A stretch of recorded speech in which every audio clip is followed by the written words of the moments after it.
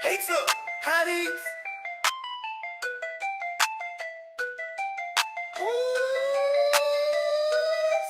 Oh yeah, Layla, she hates her, hotties.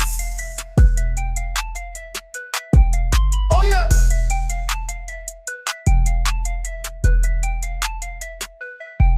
Oh yeah, she hates the hotties. Oh yeah.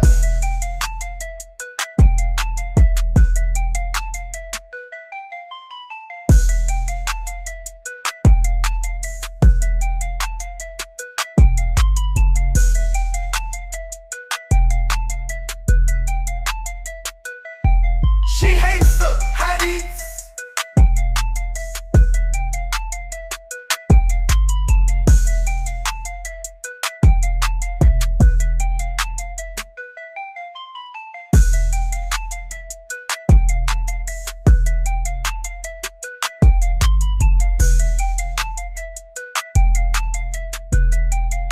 Can you save us, Britney Spears? Can we be saved? God, why is Satan controlling the universe?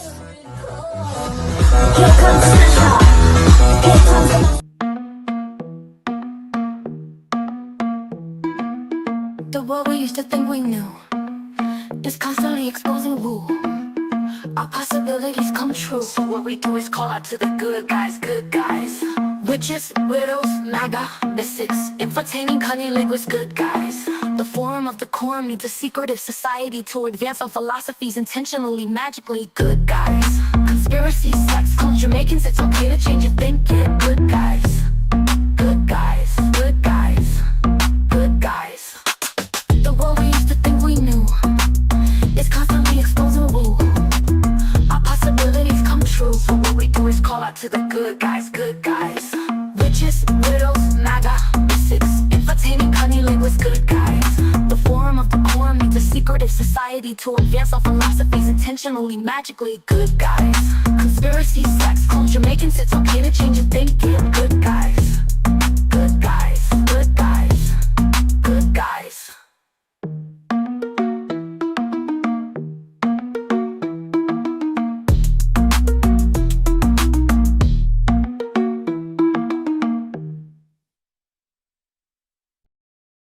Big up, big up, big up. Happy Friday night, and welcome to the first episode of Secret Society of Good Fridays. And we are your Good Fridays. So hi, Good Fridays. How are you? What's up?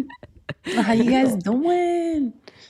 I wish I could remember who said that to me online, or who I could give credit to for giving me that. I always feel like anytime anything's in my brain, if I don't give credit to the person, I'm always like a little guilty. I want everybody to know that. It's something like I'm just kind of working with, like just going through life of being like, I don't remember where it comes from. Sometimes people just have conversations and not remember where the thing came from. But sometimes I feel like everything is just like, this is incredible information. I have to tell you, Layla told me this incredible information. Abbie will be like, I told you it, you bitch. Anyways, hi you guys. How are What's you? up? Good. Welcome back, Layla. What's up, guys? I'm alive. Do you want to fill the audience in on your journey? Yes, I don't well, ever. I always feel like it's up to you Yeah. on how personal you Yeah, want to so get with anything. I'm alive. I had an infection in my tooth here, and I woke up one morning and, it was like a little swollen. So I went to the ER and they gave me pain medication, antibiotics, anything that I needed to like bring the swelling down and the pain go away. So I came home, they fed me some medication at work, at the hospital. Sorry, my brain is still a little fried.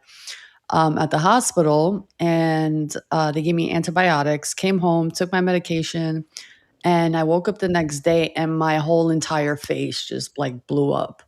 And then I went to the ER and they did some blood work and they said they needed to do emergency surgery because it was in my blood.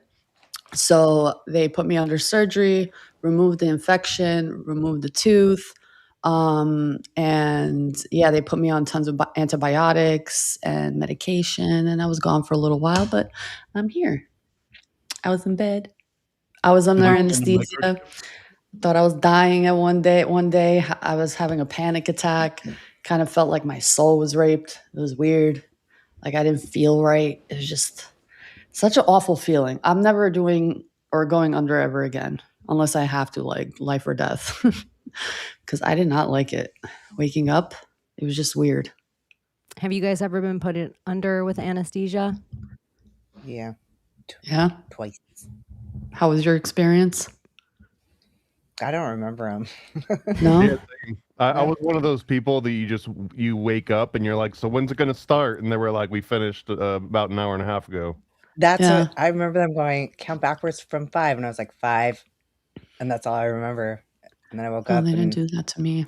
I was by But myself. Thomas is kind of cute too, where Thomas has one of those blood faint things, don't you? Mm. Yeah, I mean, yeah, if I ever get kidnapped and they want to torture me, then I guess you know how to put the pressure right on immediately.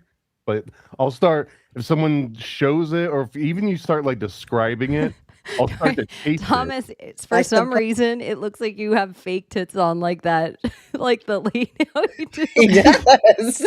Oh my God. Thomas, I was like, In honor of? yeah. What's her name's husband? No, transgender month, no? Well, No, It's all about visibility. what's her name? Her husband like came out like as transgender and it, like had the big old pictures of the nipples. Oh, yeah. It's not transgender. It's called bimboification, and it's its own thing. dude, when at first I really thought like I just watched all this weird didn't see special effects shit on different movies and like when certain special effects things first happened in movies. And I was like, and I really think sometimes like a lot of my lady friends don't know how much I'm common, the man side of my brain that's just like tits, tits, tits, tits. And so when Thomas, I was like, is Thomas growing tits right in front of me right now? No, Chaney, stop thinking about tits. Like, and then he totally was. So Yeah, no, weird. whatever. Her- So much more attention. I've never had as much attention as when I started doing this. That's what I did too, Shepard. I thought it was just a weird camera angle. Like, is he getting fish-eyed? Like, is he about to go to the moon? Is he getting a fish-eyed lens on me? That show is so stupid. Like what my brain was thinking the whole time. Ooh, that sounds so cool. I couldn't see it because the black kind of like fades away, you know, like it. Yeah, you know what? Miss Gnome has much better style sense because she makes sure that there's like a light pastel that can capture the shadows and the angles and everything. I'm crying. It's a journey. I'm only a few steps into my journey right now. Christy. Looks like you got a third nipple right there with your eye. Here, wait, I gotta pull him up for everyone. So if you don't know what we're talking about at all with I didn't know it was called bimboification though. So we always learn No, something new I on It's the its show. own thing. It's don't be ignorant. Don't be ignorant about it. So this is Christy Gnome's husband. Oh God, look at her form though. Her form is just impeccable. This is wild. It is a crazy one. And there's like That apparently dog is I didn't make mine confused. do that. look at the dog, bro. He's like, what the fuck are you doing, bro? Like, are you like, even the dog knows this is not normal. The dog's Get like, the fuck out of here with are that we about to play shit. fetch? That dog Like, I got get got. it. I get it. I get That why you dog would want totally got them. They're doxed. beautiful. But like, come on, bro. That dog is no longer with us, unfortunately. That dog. That's a dog calm. Dog That's- calm. Thomas, if you had tits, would you just like look at them and play with them all day? I feel like you at first, but then you'd kind of get bored. I don't know. They would Like if just you were a woman for a day? Oh, for a day? No, yeah, that's probably it wouldn't get boring after a day. Yeah. Here's a question. What would you do if you were a woman for one day? What would be the goal? I want to ask every man this question as like my thing. I just want to pick their brains. What would you do? I'd want to go to Italy and maybe go on a yacht. Oh, I feel like I that's like your unattainable answer. for me right now as is, a but if fucking I man, was the right y'all. kind of girl, I could make that happen. All right. I like That's a that. really interesting take on it I because mean, I if feel I only like, get a day, right? What are you yeah, really going to get accomplished in one day? I know if I was a man for a day, I'd be like practicing writing my name and stuff while I peed. I'd be doing stuff. That's the top of it. It really is, yeah. I Like think standing and peeing for sure. I I think think you I'd like overestimate how much control there really is. Ugh. You I know, I tried when I was like 4 and I made a mess and I got in trouble. So They If I was make a man, I'd just appendices, take a don't they? jog at night. if I were a man, oh, right? I would just take a night run. Like I would just leave my house at like 10 p.m. and maybe just sweats on, maybe just shorts and my tennis shoes and no shirt at 10 Walk and just behind run out of women. my house. Stalk them. I would probably You're I a don't man, you know. become creepy immediately. I'm just, I'm like, I just Ultimate want these litmus little test. sovereign things. I would park in the parking garage in the weird dark corner. Yeah, no kidding. Gosh. I'd park in the far off spot at the grocery, not even by a light. I don't know what I'd do if I were a man. I don't I know. masturbate a lot. You ain't gonna lie about that No, one. I don't know. I know I would. I have to experience it. Well, I don't know. I might be kind of freaked out by looking down there and seeing that. Do you No, think I it's would funny? probably want to know what they feel, but it's Yeah. probably I don't know. One of the MMA fighters that I Probably follow, treat a woman Corey really well. Sandhagen, Take he her out. was talking about how, like, if he has a bad dream at night or if there's a weird noise, he goes, "I'll scoot closer to my wife." And I just like that he's like one of the deadliest men on the planet, and I'm like, that's real. Guys can That's get jumped at night too, you know. Yeah, that's real talk. Maybe it's just not safe for anyone to be out at night. Because why? Ooh, with thunder. Guys Man. get jumped too. Yeah, but not by a bunch of women ever. Ever. No, well, no. Yeah, it's still other guys, but still, you gotta be scared of them. It's not like they're not gonna pick on you just because you're a guy. Like if there's no women around, they're gonna be like, well, I guess that's the next best thing. We'll go harass that guy. Oh my gosh, it has been the craziest week. Have you been so excited, Thomas? I know you're a big NASA fan. I like space. I do honestly, too. It's nostalgic. I hate the pictures that they put out. Yeah, it's cool to look at.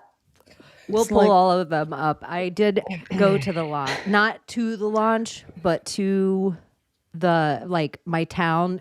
It's like my door is 45 miles from the launch pad, like as a crow flies. But it was cool and nostalgic how much people cared. I didn't think anyone SpaceX goes off all the time and no one says anything. You know, it was like people really cared about this. They were all out there. The park was filled, and it was really touching.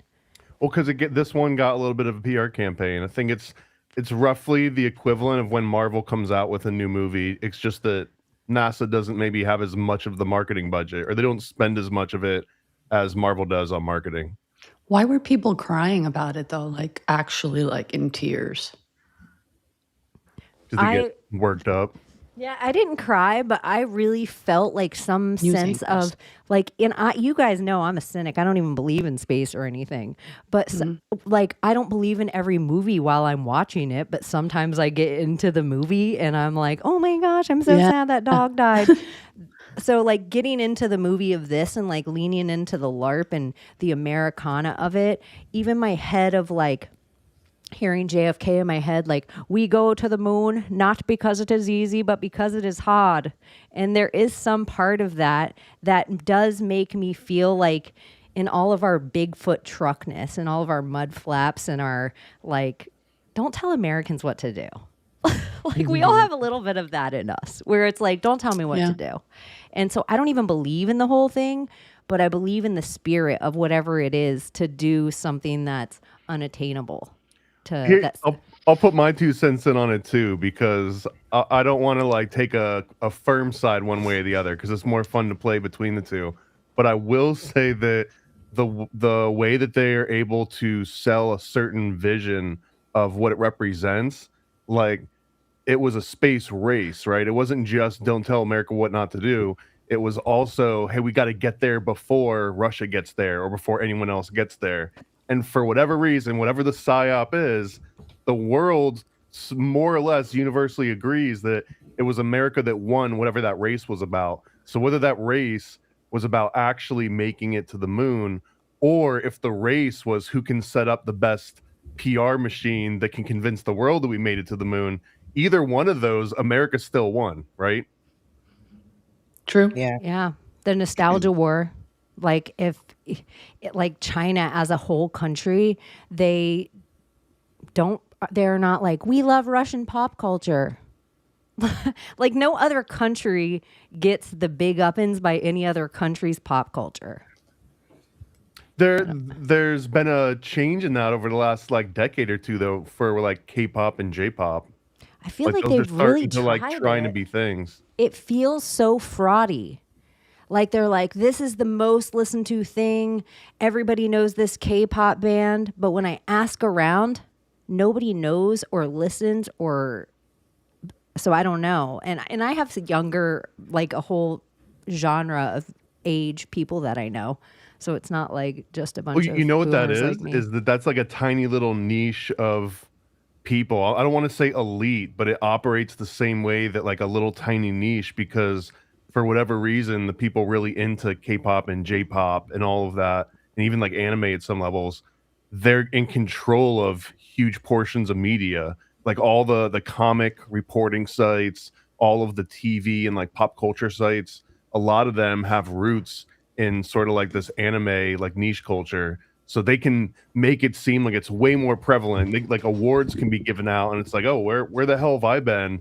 Like, who the hell is this demon hunter that gets like their own McDonald's sauce or whatever? That's where I did just see that. Like there's big advertising in my town, like by the highway, because I went to the airport twice in the last few days. That's probably where I saw it, that I'm like, how do I know there's a bunch of McDonald's demon hunter shit?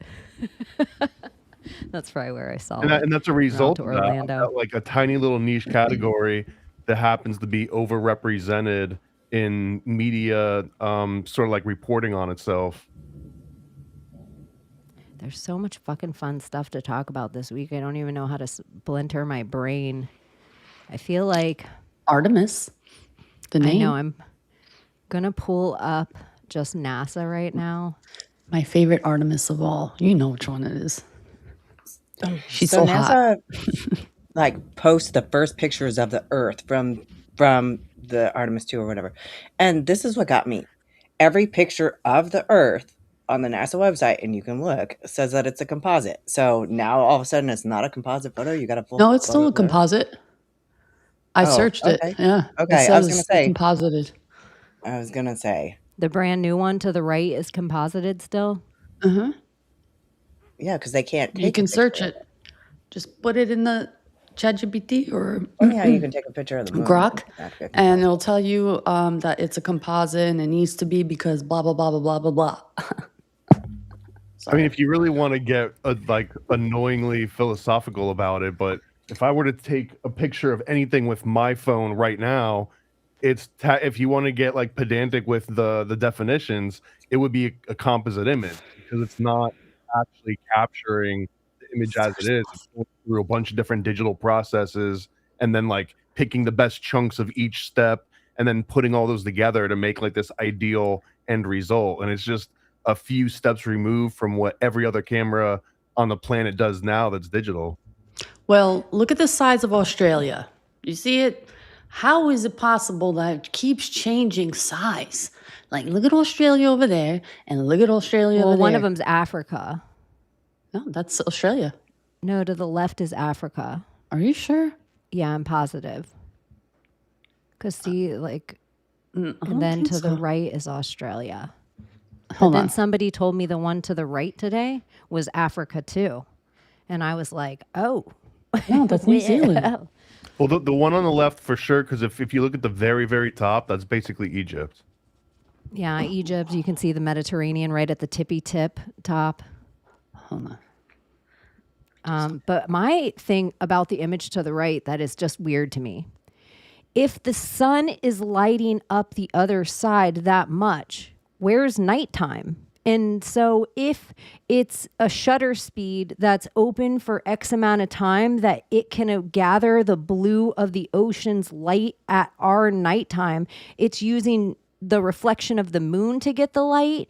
And how long did the shutter speed have to be open? And like, this is kind of like the clouds movement in said time. Like, I don't know what the shutter speed is to know that, but it's just crazy to me to get that bright line on one side and then the other side, no darkness. It's like they're trying too much. Like, NASA, why don't you just put even the GoPro pictures, I'll pull up the other ones where they're like, we're outside of here's the tail end of the spacecraft and there's Earth behind us. It's like, do you have an arm that's like 22 feet long that's coming out of the front enough all the way around to the side of your module to take a picture of the tail of your module in it too, as opposed to just having something that's forward and backward so we can see you going up and see you going down? Like, some of the things, like, just logically don't make sense of like, why are they doing it this way? You know how we have cop cams to make sure that cops are accountable for like whatever they're doing on the job because it's taxpayer money and everything? Yeah. Like, how come we can't have cop cams on satellites? Like, if you're gonna put the satellite out there and it's got I'm not asking for a lot. money, like, put it up as a live feed and make sure that anyone can connect to it, or just have it like publicly streaming all the time. So every single time they go out in the space, if even like a penny from taxpayer money was given to it, then we got to have some way of being able to benefit from it, like, directly. FYI, Abbie just texted me, said power outage, major thunderstorm. So I don't know how long she's going to be away. Oh no, I hope she comes back. I didn't even see that she was gone. I hope it's just a thunderstorm. I hope it's just a thunderstorm and not a twister. She is in a weird part of the country for that. Here's another thing too. So if your shutter speed was open for a certain amount of time to get this picture, is there a glare on it? Are they taking it from inside to put that weird light across the earth like that? And like taking it from inside, so wouldn't that mess with the shutter speed, that bright light would become a bigger blur? Like, just some things of photography seem weird. Another weird question. We're told that we have so much space trash, that it's just littered up there, so much satellites, so many things, but not one here. Yeah, but also, like, it's not like you can tell that the Earth on the right has any pollution whatsoever on the entire Earth, even though there's like a significant amount of pollution. And here is the last thing. I don't believe it. Yeah, well, here, there's so many things, like, as I just keep picking it, of what they say to what it is. It looks like a drawing. I'm sorry. It looks like fucking computerized. Both of them. Like, it's bullshit. It's so bullshit. Well, Like, and I guess the rub too is there any visual that NASA could ever produce that would make a naysayer change their mind? Yes. Because here's for me, sometimes I was thinking about this. When they were going away the whole entire time, I don't like, we always have these rockets pointing away instead of a rocket pointing toward. Always. Every time. They never put a rocket facing up toward the point of the tip of the rocket. We're always going backward toward the smoke of the rocket, which is crazy. Another thing is, if they're coming out of Earth, if like this, for example, let's take either of these pictures. If they're coming from Earth, why would it be hard to get some super zoom lens? Because we see how close people can zoom from Earth to the moon and get pictures. And so if they're coming from it, I want them to zoom in so they can zoom in on somebody upside down. I want to see the people upside down. I want them to zoom in, and on the bottom of the planet, there to be people upside motherfucking down. I think this is an easy thing if their concept of... And it just feels so crazy too. Like, I feel like this is some of the first, like, this and dinosaurs is the first thing I can remember in my brainwashing. In my Rockefeller education, it's this, spaceship, and dinosaurs.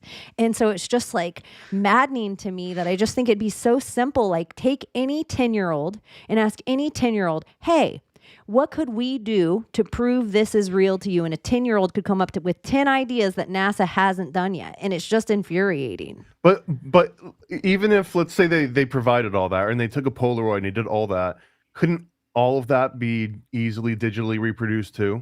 True. Like I every want to single, go every form and of take for me like to the moon. I mean, aside from like sending you everything. there, but if you don't believe that you can go to space to begin with, then that would almost sound like an invitation for a death trap or something. But I would just think in general, the more footage that you had of anything, the better. Like, why wouldn't you think of this originally 50 years ago? These stupid things aren't like technology, they're common sense things. So let's have them golf on the moon. Let's make sure we make room for the golf club on the module, but they don't make room for the cameras. Like, some of this shit just seems like Well, here's the other thing stunts. too, is that right now I'm getting irritated thinking about it. being able to send I was something getting out, real loose right now in my head. Like, these motherfuckers.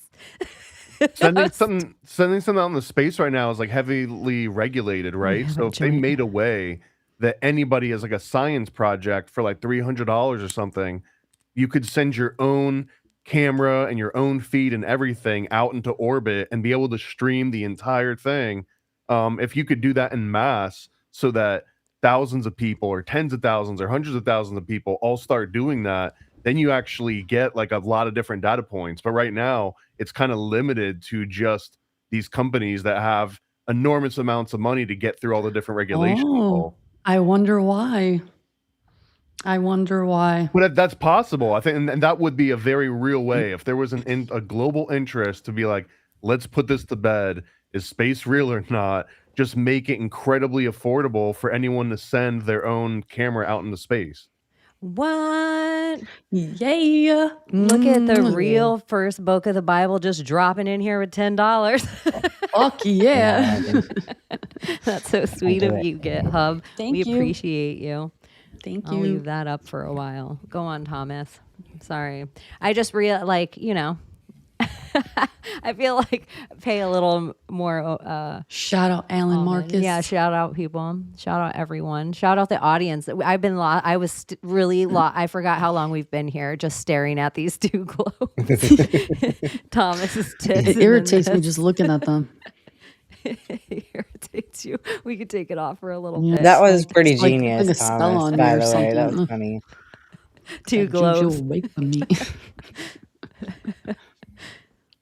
Dude, I felt like somewhere on my Mandela effect, this was a mission to the moon. The first time humans were going back to the moon in blank amount of time, blah, blah, blah. It wasn't to whiplash around To the moon. orbit it? Yeah, it Right. wasn't this. No, And they were so- supposed to be landing on the moon. It's crazy. 2 And years this to has been get there, supposed to Jamie? happen since 2023.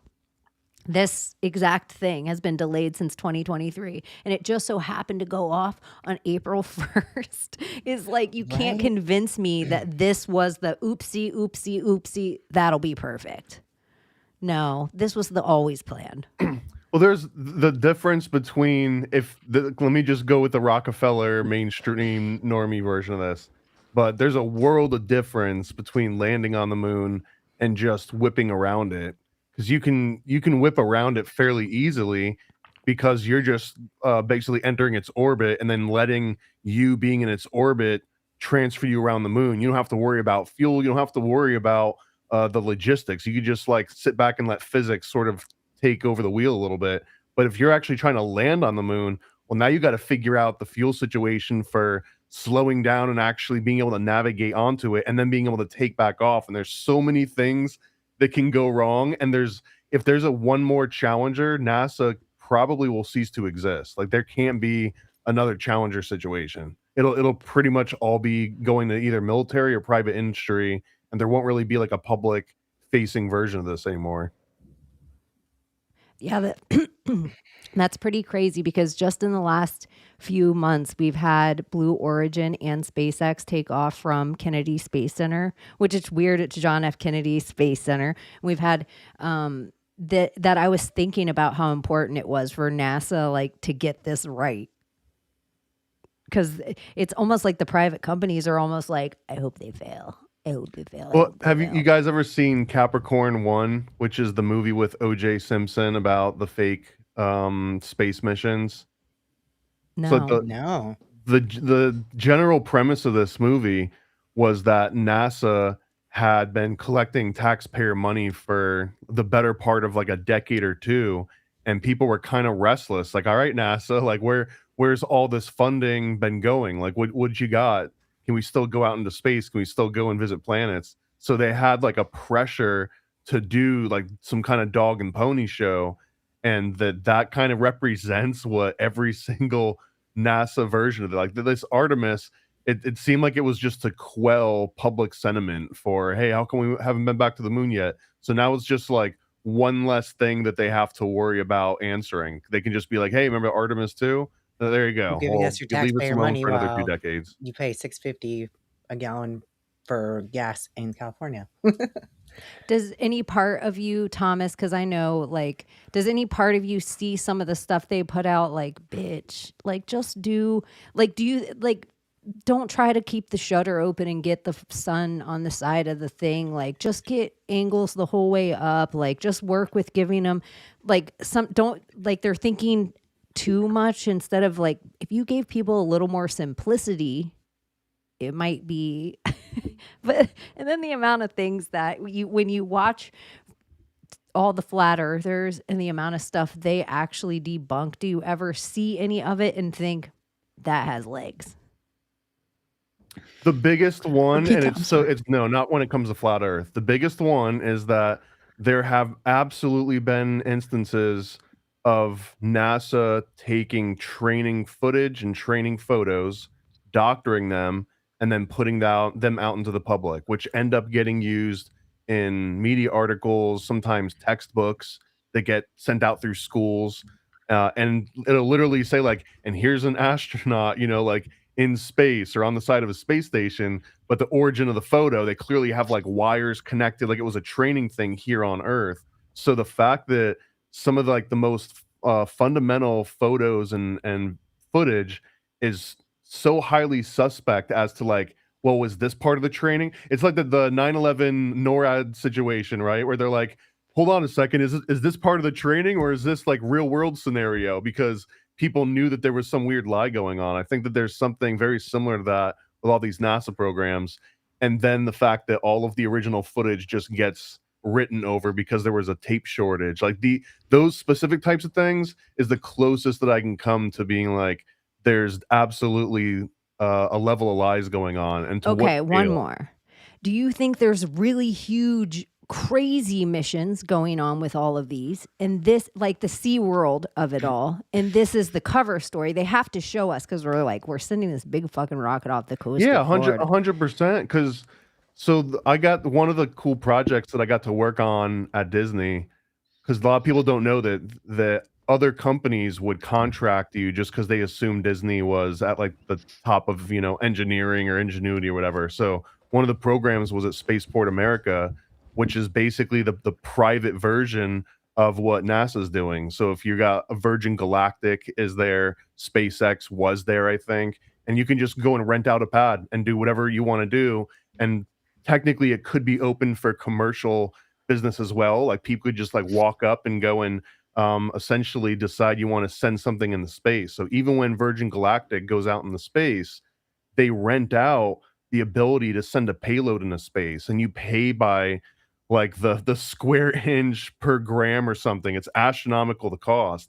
But if you have some sort of research that you're doing and you're like, I want to know how this happens in space. Like an example is some people might send germinated seeds up. Some people might send like orb weaver spiders up and like with their pharmaceuticals injected into it to see like how it operates in space, like without having gravity being present. So like a lot of these missions when they're going up, it's not just like let's take a look at the moon and quell the public response. It's also a whole bunch of corporations paid millions of dollars to have little lockers on these spacecrafts to do weird little experiments, and all that stuff is private, obviously, and that's what's really funding a lot of these missions. Do you think there's anything crazy like we talk about like in the simulation of it all that like Anthony Weiner being like come on the nose, like, and I think even the phrase on the nose, like where did that phrase come from? I don't want to, Don't but think I'm about just it. saying. Isn't it crazy? So April 1st, and here's my head, you guys. Here's where I go. At the Summer Olympics, it was under the Eiffel Tower that they did the Last Supper. And they mocked it, and they used drag queens, and then they had Dionysus lay across the Last Supper. And then at the Winter Olympics, it took place in the place that the Last Supper actually hangs. And so I think all of this leading up to Easter and April 1st of it all, and us, like, we're watching this thing go over us its first day around on Passover. And it's like all of this stuff is taking place on these very religious dates. And this is the part that is Anthony Weiner of it all. That makes me as mad as the circle and the light. There's a lady, the lady that's been furthest away from the planet, and her name's Christina Koch. And so her name's Christ Koch. And so I just am like, I'm sorry, this feels like mocking in the same way of those rituals that, yeah, maybe that's just her name. Technically, her name is Christ in a cock, right? No, I don't even know. I don't know her whole name.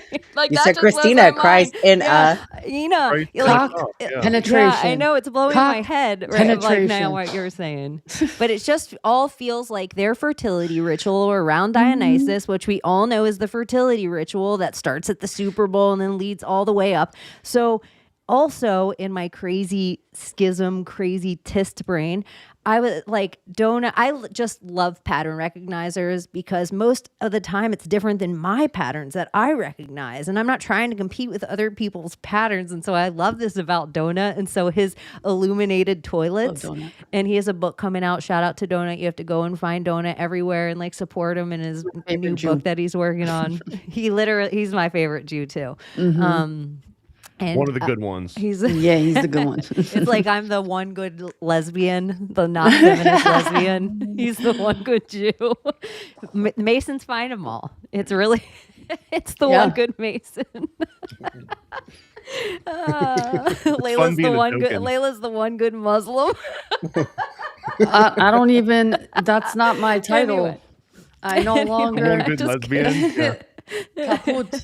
No more a Muslim. Sorry. Oh shit. But anyway, not. so I love when my friends' patterns, like I would shout out to my Maria with 47 of it all. And then it becomes one of your patterns. And like you see it too. And so then I started to see Donut's pattern with a few other things. And when the toilet broke on the Artemis, y'all, I could have fallen out of my chair. I was like, I texted him at like in the middle of the night, bitch, the toilet just broke on the And I was just thinking how funny it is. Like, it's the best when your friends or your audience knows your pattern recognition. So they'll be like, Chaney, Tom Hanks is in Spain. Like, check. Thank you. I don't know, whatever it is. I just love that shit. I was like that with Donut. Like, I've tagged him in everything with a toilet in it, and I imagine I'm one of thousands. I am a bad Albanian, by the way. I broke all the rules of Albanian culture, like completely. Maybe that should be your title of your podcast, The Bad Albanian. Yeah. That's Yeah. a great name. I like it. Actually, good that's name. great. It's a good name. Yeah. The bad gal Albanian. Because it would be interesting too, because you do authentic food and all that kind of stuff too. So you could still have all sorts of your And culture show in it, but then while I talk about the all the shit. shit that you're bad about. I like it. Bad Albanian. It sounds right. I am. Albanian. The Albanian gosh. community will hate to see me coming. Oh my God. I will get dragged and trashed through that community if I start yapping away, but we'll save it for the show if that ever happens. I'd like to get consensus of all the different communities. Like, how does the Albanian community as a whole feel about the moon and the moon? Oh, they landing? believe, the majority are believers of all of it. They're like majority NPC. And then there's like a few that are like conspiracy, like deep like me. And they go on these new shows and people are like making fun of them. And some people are taking it. But like, I'm starting to see like a little growth in that field of like, damn, I was indoctrinated. Yes, you were. Yes, you were. Especially Albanian women.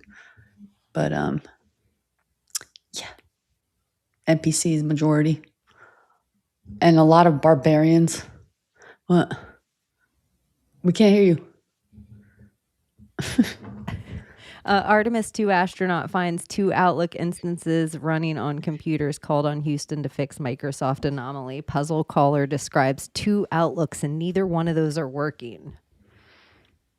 And I'm like, isn't that curious that our NASA would work on Outlook? Is this a pun? Is this like a joke?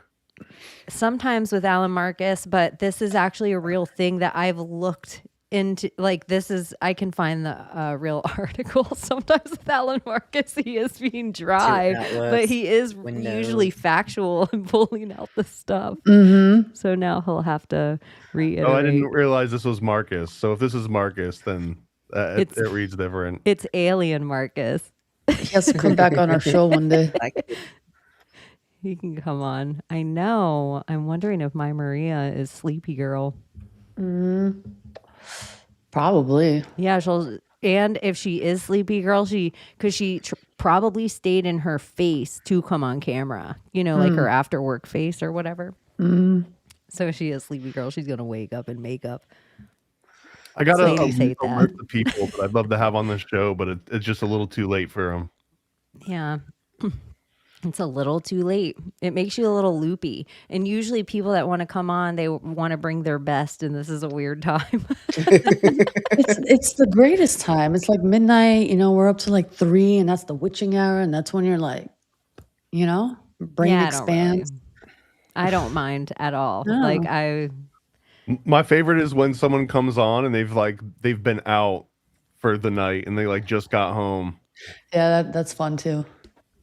Oh, like Jules and Olivia? Yeah. Well, if it's on a spectrum, then I think that defines we're talking about 2 different ends of the spectrum. So that closer to that end of the spectrum, yeah, that's fun. Oh, yeah. She'll be working on it. She needs to. She's going to come play with us tonight, maybe. For real, on camera tonight. I hope so. Maybe. But if not, next time. I told her no press.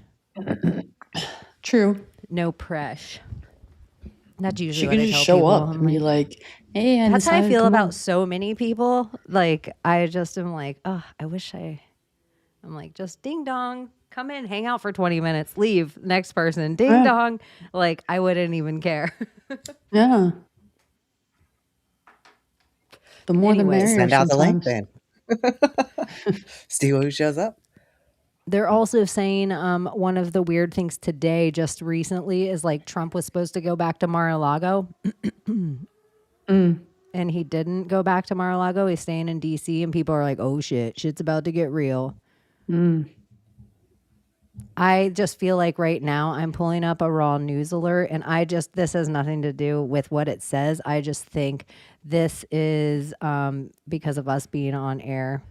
This is to Thomas, because according to the New York Post, Pete Hegseth is reportedly growing paranoid about the possibility of losing his position as Secretary of War, and a concern. He's a paranoid American right now. I mean, anyone that's ever watched The Apprentice knows the chaos that Trump kind of runs behind. He thrives on seeing other people. You're fired. Dealing with the chaos. Yeah, any given point, you could just be removed.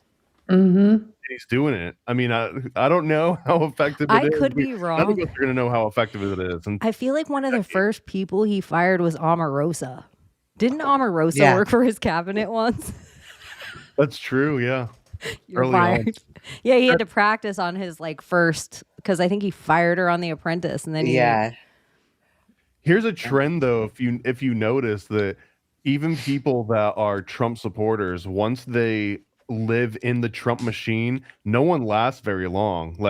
If you last for more than say 18 months, then you're kind of like an old folk, right? You're like a OG if you can even last that long. I've had a theory, and people don't love this theory because I know a lot of people either love Trump or hate Trump, and then love everyone in his sphere or hate everyone in his sphere. If Trump is like, oh, that person's good today, everybody's like, I love that person. If Trump's like, fuck that guy, everyone's like, I hate that person. Whatever. It's whatever the opposite thing of the thing or the same thing. But I think Trump is just there because I've always said to everyone knows, I think Trump has Tesla's time travel thing, and I think he's there ruining timelines. So he has Mike Pence, because Mike Pence was supposed to be the president of The Handmaid's Tale. In my, like, I've seen that vision of that for those people, that furthest right wing conspiracy or like religious kooky Mike Pence fly in his hair, Beelzebub.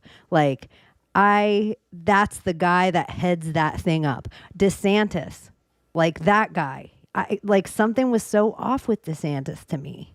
And I feel like something about him, like it's like Trump's the, like, in the mafia way, like, you want to go on a ride? And you're like, sure, I'll go out to the lake with you. Yeah. And you get out to the lake. It might be the most money you've ever made, or it might be you being killed. It's like one of those two, and you won't know until you get there. Yeah. Yeah, it's like if you, it's Godfather 3. It's like if you're in the, sometimes I wonder how many of the people, but then everything going on with Florida and how important certain states are in the checkers and chess of this whole world. This is not on either side. This is just some states are more important than other states.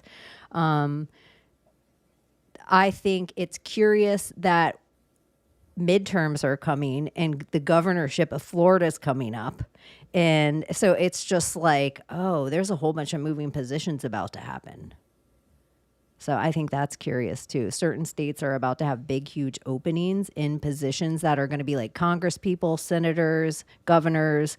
And now there's a whole bunch of people that have stood there that people now know their name, that they didn't know their name yesterday. But if you were fired and your name's now in the trash, are you going to be on The View next week? Because that seems to be the other, like, all of a sudden we see like they're on CNN as the opposite side reporter now. So I don't know. Honestly, I think the healthiest version of this is that people are cycling out constantly and quickly, so that there's never someone that's sitting in the same exact position for long periods of time. And usually the only argument against that is like, oh yeah, but they've built all these relationships, and well, that means that the system has to change a little bit then. You can't really leverage that type of important mechanic in politics on an individual person's personal relationships with everybody. Like for example, imagine a version of this where like an extreme would be someone cycles out every 12 months. Like regardless, every single role in government has to get cycled out to someone else that's at like a high level every 12 months, to the point where, you know, hundreds of people end up going through this process. So like hundreds of people all have that same role. And then like over time, you'll identify like what type of character traits are best in that role. And you've got a huge sample set of hundreds and hundreds of people to deal with, as opposed to one every, 4 years, 6 years, sometimes like 20 plus years. Remember the term limits thing? That was one of the things that was getting pushed during it. Whenever elections come up, term limits come up, and then as soon as the elections are over, the term limits thing is no longer never gets pushed through. Yeah. Yeah, I think that I would rather, at this point, I would rather a government run by bingo balls in a thing that it was like boop, boop, boop, boop. It should be like jury duty. Exactly like that. I would rather a government run by anonymous selection, and you just have to go and stay there for a certain amount of time. And you get a letter in the mail. You're like, you're going to be mayor for the next 6 months. And instead of getting $6 an hour or whatever jury duty pays you, $6 a day, you get something good. You get like $500,000 a year and great insurance for 10 years. Like, it's a great benefits because they know they could be ripping you away from your farm. They could be ripping you away from your big, huge company. You could be a mom with 3 kids and all of a sudden be like, I'm going to need health care. I'm going to need help with my, like, you could be a single mom. You could be a single dad with 8 kids and they could be like, whoop, it's you got to go. And you would get a house in Washington and it's all set up. And there's a whole bunch of people in the square picketing their ideas as people walk there for the first time. And this is like one of I think this was one of Plato's early writings on, or someone that gave him attribution. But writing about the perfect government would be, if you like, if I oversimplify it, you like lock 5 people in a room, and each person, like, they collectively decide, here's the role of poor people, here's the role of rich people, here's the role of people with power and police. Like, you define what those roles are, and then you randomly assign everybody to one of those roles. So you yourself had to vote on, here's the level of care that my society is going to give people that don't have any income or that are invalid or something. Because if you know that you're going to go into that simulation as the king, you don't really care about what happens to the poor people. But if you go into the simulation realizing that the Russian roulette might pick you to be the poor person, then maybe that's in everyone's best interest to collectively raise the bar for what like the lowest common denominator might be. And it would I be like that. like beneficial because it would pull somebody from an address where they lived and they would go back to that address. Like they would go back to that town. So they would have to answer to the constituents or the people in that area. Like it wouldn't just be like, oh, I'm going to finish this and I'm going to have to move my whole family to New York next week because everybody in my small town of Iowa hates me. Like it puts a little more accountability than these people that move to Washington and live there forever. You know, they never go back. So You know how that would actually play out? Let's say that's how we operated for 10 years. Then the successful and the unsuccessful ones would probably end up going on into like reality TV, or they would go into being like some sort of celebrity status as opposed to doing any other works after that. Because then you become like a personality, and being personality would make you even more money than getting paid to do the job. it kind of has become that because right when you get out, it's like one of the ways they launder money is like go on a speaking tour and write a book, and no one has to buy your book. It can keep you warm. They could throw it in the fireplace. Like they just buy warehouses of the book, put them in hotels. There's kind of Hunger Games of it, like. Sorry. Oh shit. Oh man. But Hillary Clinton, like everybody on the New York Times bestseller list. Oh. Pretty much. Looky. Oh, hello. Yeah. Oh, hello. You're not gonna come hang out on camera? I am. I need to like Do what you myself gotta together. do. Okay. Give me 1 second. You don't I have forgot to. there was a time difference, and then I thought, I'm so late.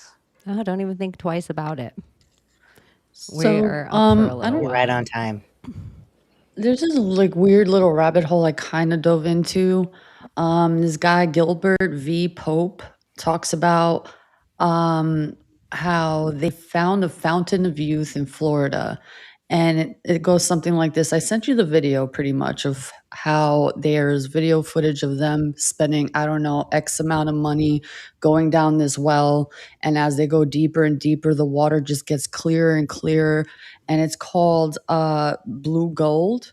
And I sent it to you on messages on X, and he explains what this water is, where it is, where it's located, in Sarasota, was it?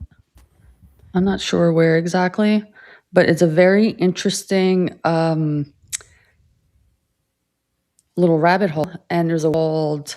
You can visit the website just so you guys can get a little just bit what you more said about the blue information. gold of it all, because in the process of alchemy, like you create the lapis child and it goes from blue to gold. Like that's part of that, goes from black or the I Negrata or might whatever, and be then crazy, but I think Nephilim Death Squad did they're doing a movie with these people. Gilbert I feel- ibluegold.com. Didn't they do something with the water in Sarasota? Because Florida has like like an ocean underneath Yeah, it.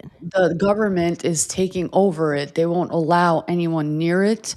They won't let anyone experiment on it. It's like closed off to the public, and this is like supposedly like the best water that can literally heal the entire world.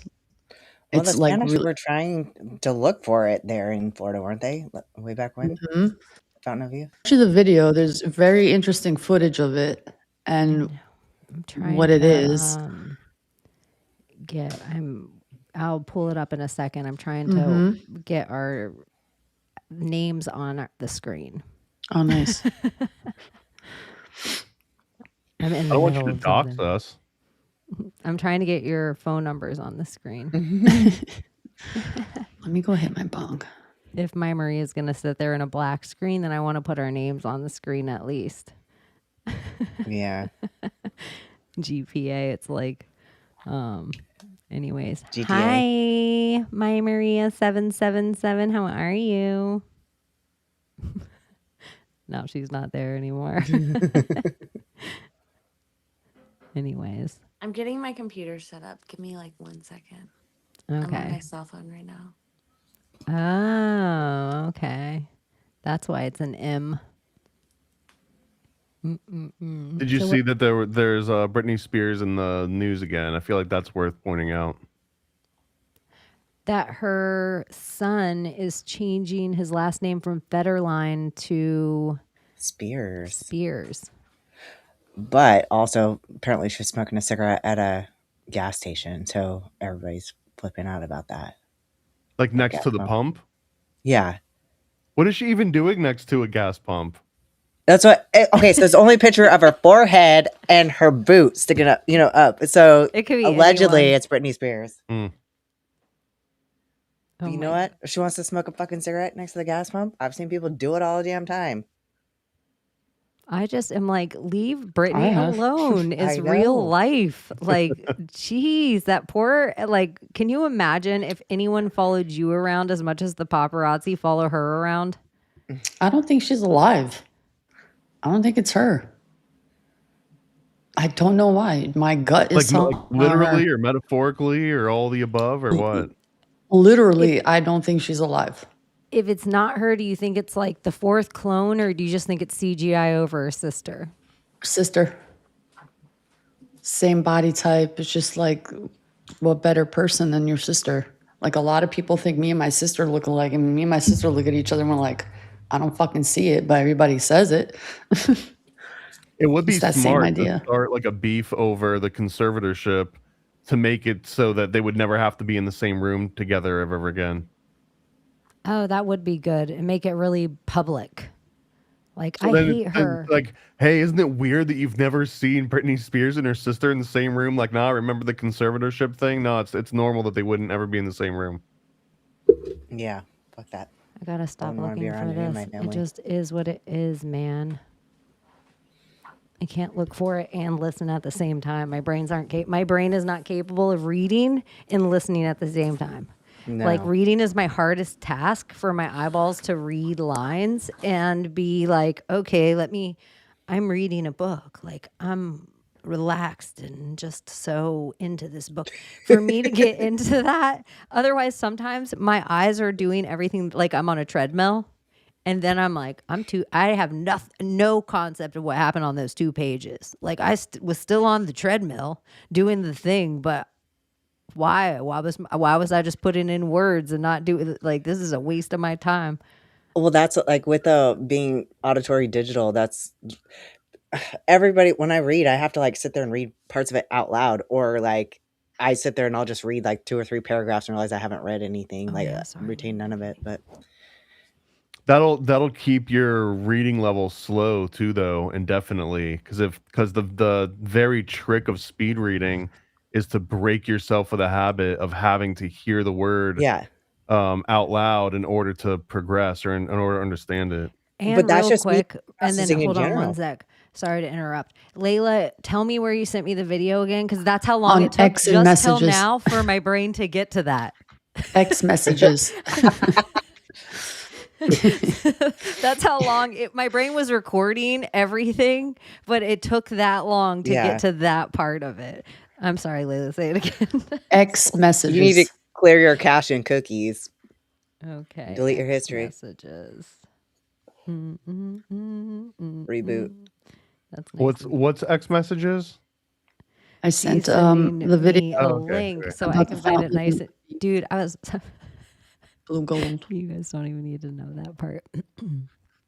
And you won't get kicked off for this video. So But I do like speed or reading, like flagged. the Spreeder app. That's how I got through freaking college. I would just sit there Yeah, and Streeter is copy. a Oh, great example of one of the. Although it lets it so that you can still say it out loud really quickly.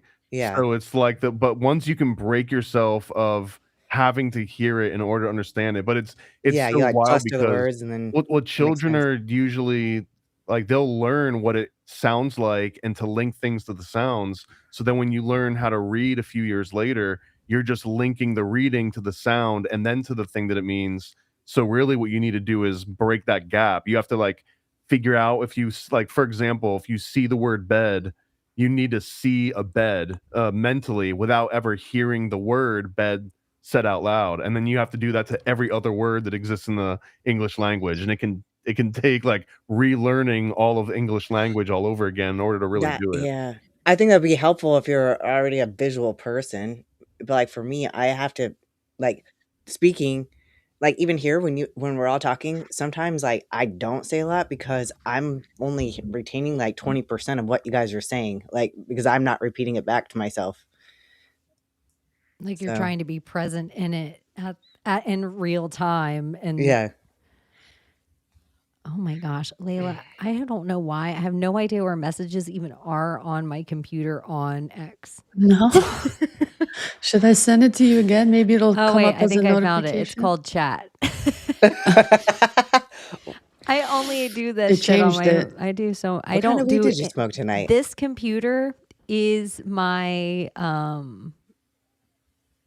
just for podcasting because I don't want it to get any kind of weird viruses in it or any kind of weird. So I try not to do. And sometimes my research leads me to crazy places. All of a sudden I'm looking Yeah. up vor and I'm like, I don't want that here because it does weird stuff. Funny, I mentioned vor today to my coworkers. They're like, "What the fuck is that?" I was like, "Google it," Mm-hmm. because we were talking about how, Me too.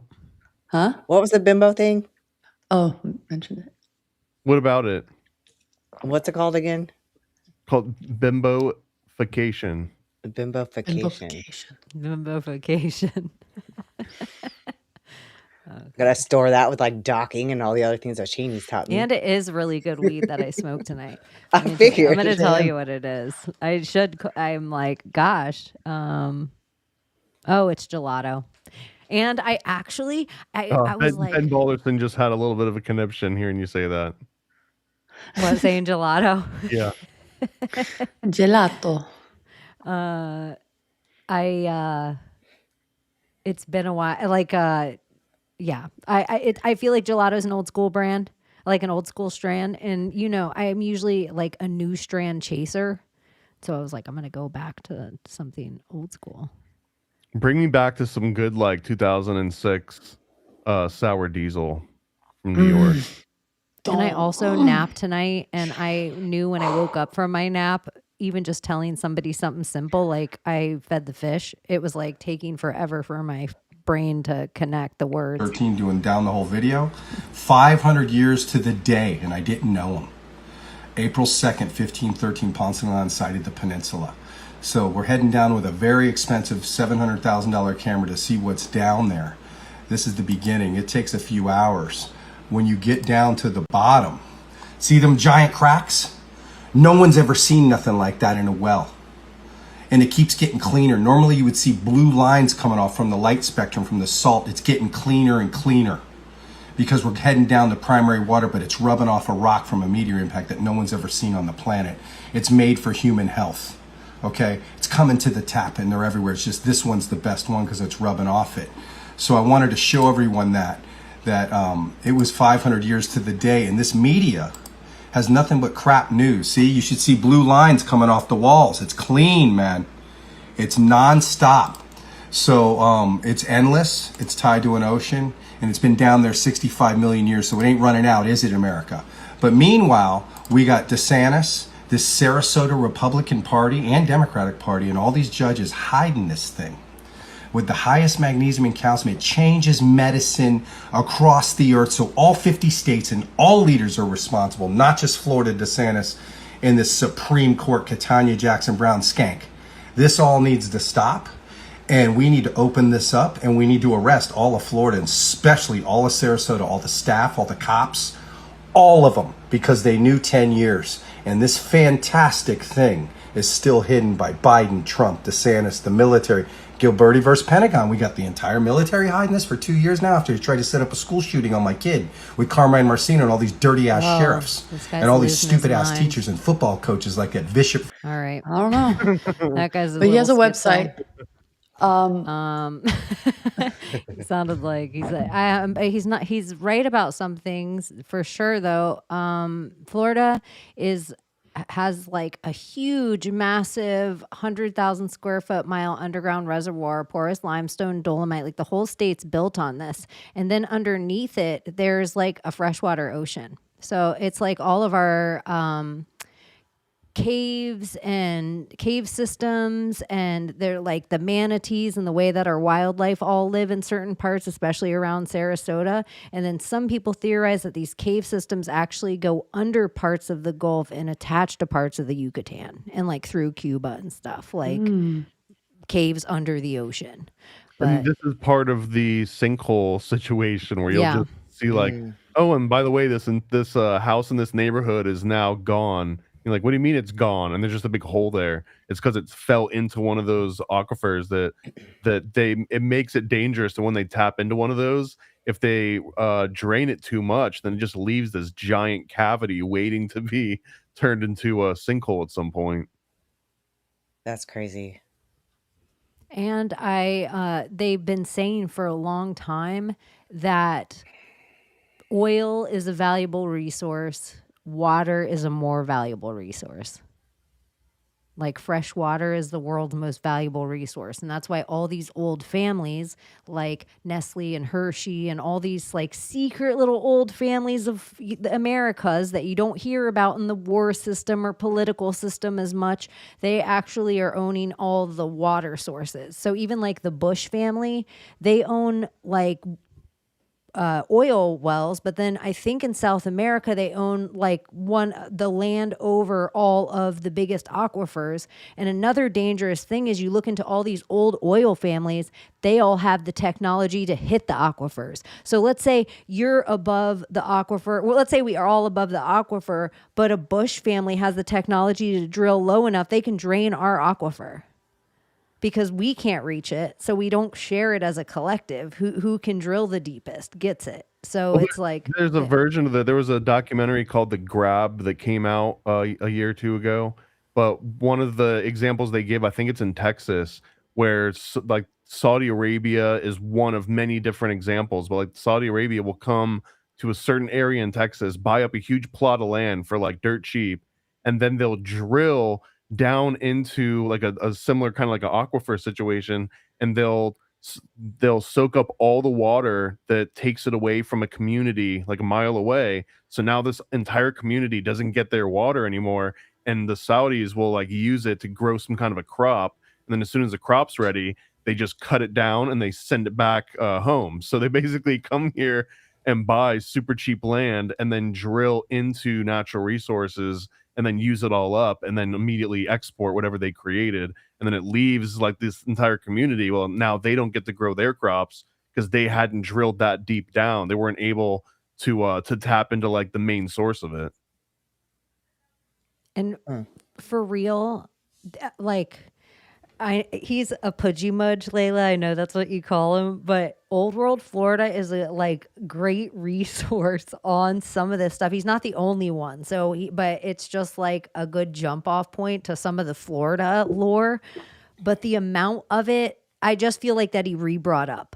None of it's like, but a lot of it, I feel like he put on the zeitgeist again that wasn't there for a while. And if you look up even just like simple videos that are like something you'd look up if you were a tourist coming to Florida to visit, and you went to YouTube and you put in 50 strange facts about Florida, and it would just be some guy that just showed pictures the whole time.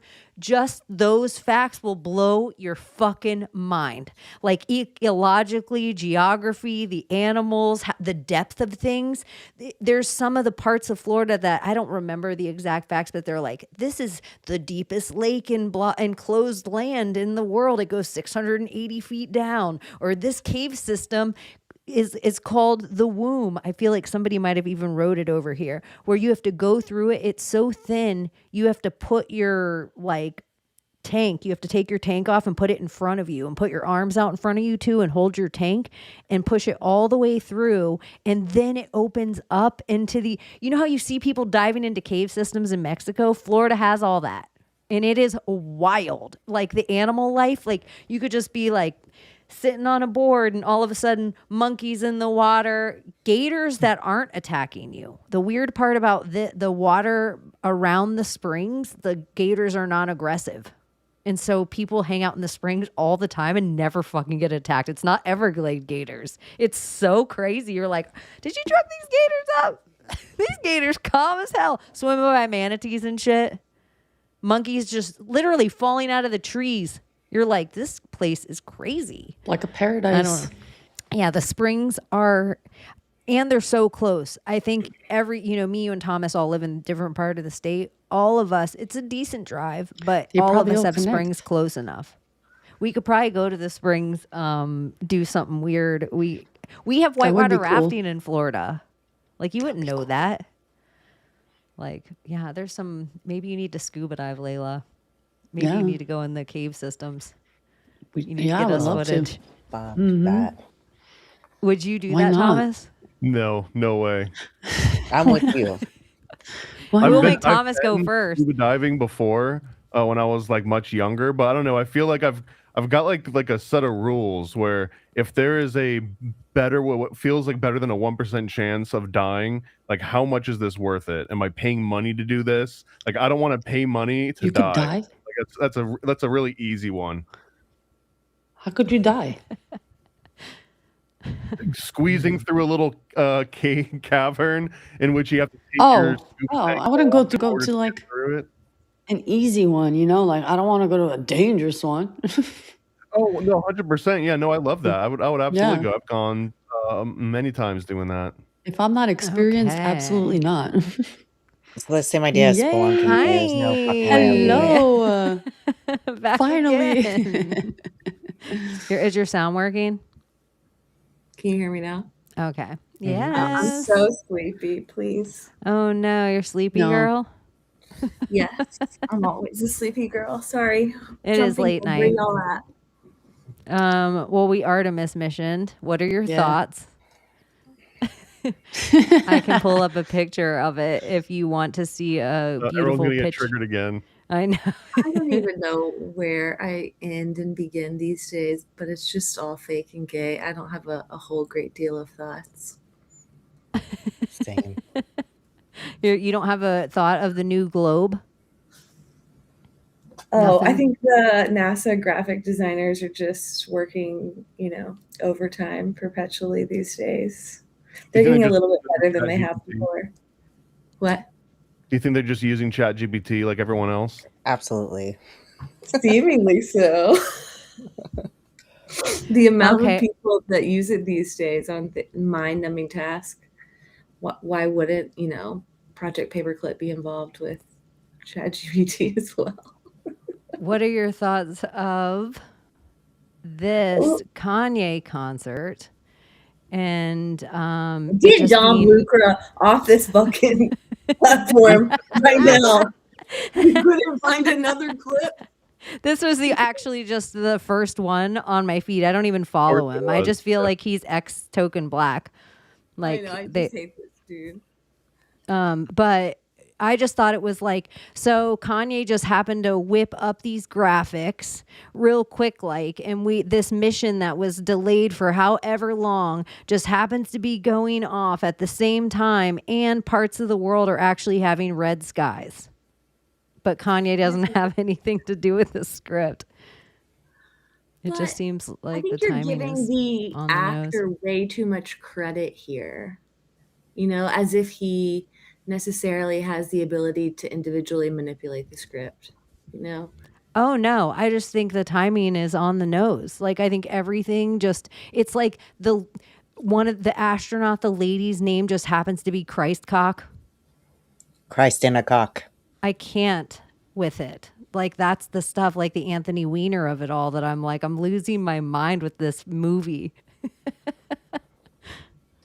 So, I mean, what's that one thing that always goes around and the Christians get upset about, that Easter is always the first Sunday after the full moon following the spring equinox. And then we conveniently have Artemis happening at the same time. I don't know. I put out a tweet this week, and maybe you can help, Paranoid American, but I see the numbers and I see the references, whether they're Masonic numbers, whether they're this numbers, and I get that, like, oh my gosh, I see this, and this is an indication of X, and this is an indication of Y. But I really want to understand the mechanics behind it. Like the elite are using the number 33, like, ooh, okay. But like, how does it really work in the matrix? Like how do Well, I first of all, I would say that people give Masons way too much credit for like numbers. Like Masons didn't figure out numbers. Like if anything, I guess technically the Templar and like Pythagoras and all them, they always said they were bringing it back from the East, right? Like the East is where they were figuring out all these mathematical numbers. But that's really what it is. It's like the magic behind numbers because we've been taught to interpret them as pure logic, as completely secular, sterile, objective things that don't have any kind of weird mysticism or woo-woo going on behind the scenes. But it seems that that's the exact opposite. Like there is all kinds of mysticism and woo-woo. And what you're kind of talking about is gematria. And the reason why you see, say, like the number 33 come up so often is just it's a law of numbers, right? Because we have a base 10 number system. And essentially, there's only 10 different numbers that you're ever going to see in our lifetimes because that's the model that we're all looking at.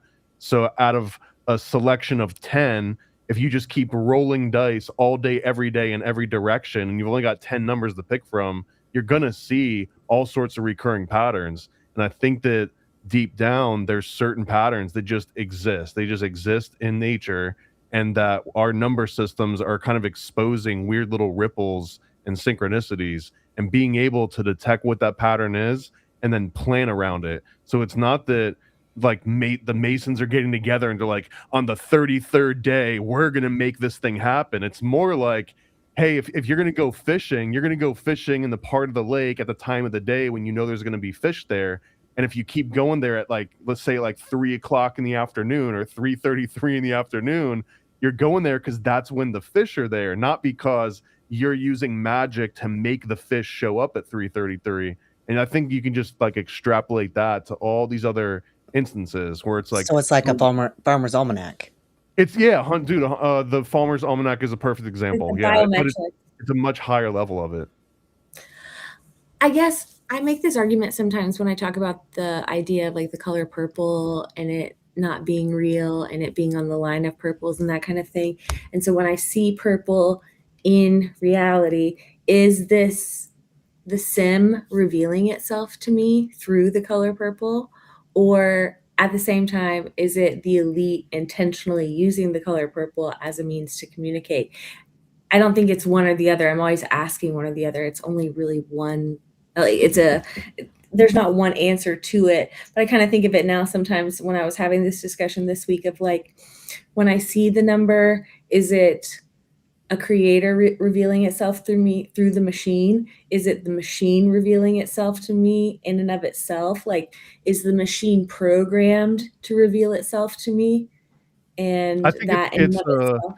It's giving you another set of tools to make connections between things. So like a great example within gematria are all the different types of ciphers where you've got ordinal, which just means all the number or all the letters are added up in order, ordinal, right? So A is 1, B is 2, C is 3, and so on and so on. And then you've got things like Chaldean, which actually has like some kind of like magic baked into it. And you've got like septenarian, which it goes up to 7 and then back down. You've got reverse and you've got reduction. You've got all these different, and like, why would you use one over the other? Well, because sometimes people just find it easier when they're looking for a connection. So there is like a anti-scientific, and I know that's like a loaded word, but there's an anti-scientific way of going about gematria where you're looking for the connection. Like you're like, thing A and thing B have to be connected in some way, and I don't know what it is, and let's just figure it out. Let's see what the letters add up to.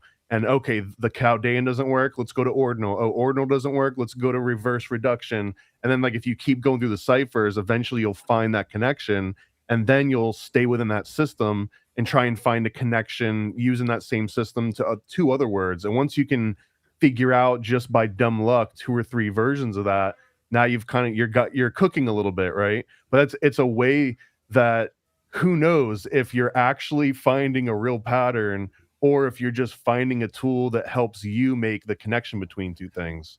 Just the same way that if you could go out to the store and buy a pencil and then draw a connection between any 2 things, now that you've got a pencil. Do you feel like maybe when you're more aware of it and you see the pattern, do you feel like you're shown more in a sense, like through algorithm, through, I guess, the things you observe in reality? Does it just show and reveal more, do you I think think, you're just more maybe? mindful, and if you're more mindful, then what is it, the GI Joe, like knowing is half the battle or whatever. I think that like paying attention is like 90% of the battle. And if you're thinking in terms of gematria, or even people that are deep into astrology, even if you get made fun of, like, oh, you're into the woo-woo stuff, all it really means is that you're probably a lot more cognizant of like whatever moon patterns are going on, like what's the current state of the moon, where like the stars aligning. Even if it doesn't ultimately mean anything, it does mean that you're more present in the moment for knowing that. For instance, like time, for instance, you're just driving and you're not really thinking about looking for patterns. You're just driving, you're in like thought about whatever, and all of a sudden you look down at the clock and then you see 333. And that keeps happening just randomly, and then you get on receipt papers and the time that you punch out and the a type of tip that you get. It's just like a repeated pattern that you see more often as you become aware that the patterns are being sent to you. It's like the universe is like, yeah, keep going, but you're not really looking for them. They're just happening. I think it's more of The like a science of that would filtering. be like the reticular activation system in the brain. Like that's what science would tell you. So it's like you see the pattern, or you want to see a pattern, and then you see it. It'll present itself over and over and over again, because your brain will filter and like actually specifically find that thing.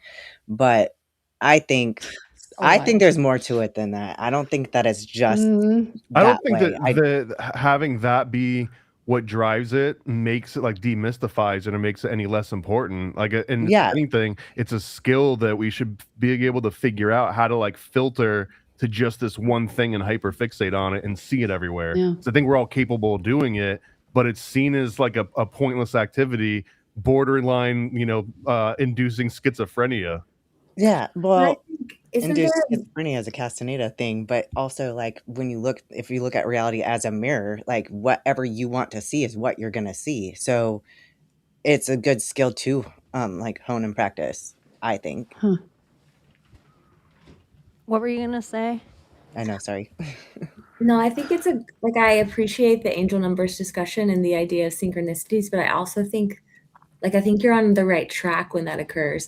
But then I also think that there's almost like an energy behind synchronicities that you can go like way far down the rabbit hole, and then the sim can present you with like too much. Does that Yeah, overload. like Do you you think need that to it's be your able higher to go self kind of giving it to you? Crazy. Giving you the wink? Like, I almost think that sometimes the synchronicities and stuff are like the me that's not playing in the simulation sending it to me. You know Yeah, what I mean? right? Like, hey, pay It's picture attention. weird. yourself. This is for I you, think you Abbie. can just like spiral on it. You know what I mean? Like you Yeah. can just keep going down and down and down, but they're helpful, but Spiral. they're also have like gesture energy to them as well. Yeah, like you I can agree, almost for be in sure. psychosis over it sometimes. You ever notice how like the jester's cap, the ones that curl up and have like the bell on the inside, it almost is like reflective of a fractal nature of things. Like you could keep zooming in and it The would three, keep two, like, one. yeah, exactly. Like a Yeah. Fibonacci, yeah. Fibonacci. But the gesture is like the mage or like the magician. I see it as it's like creates the act, it creates the illusion of like the thing that is trying to present.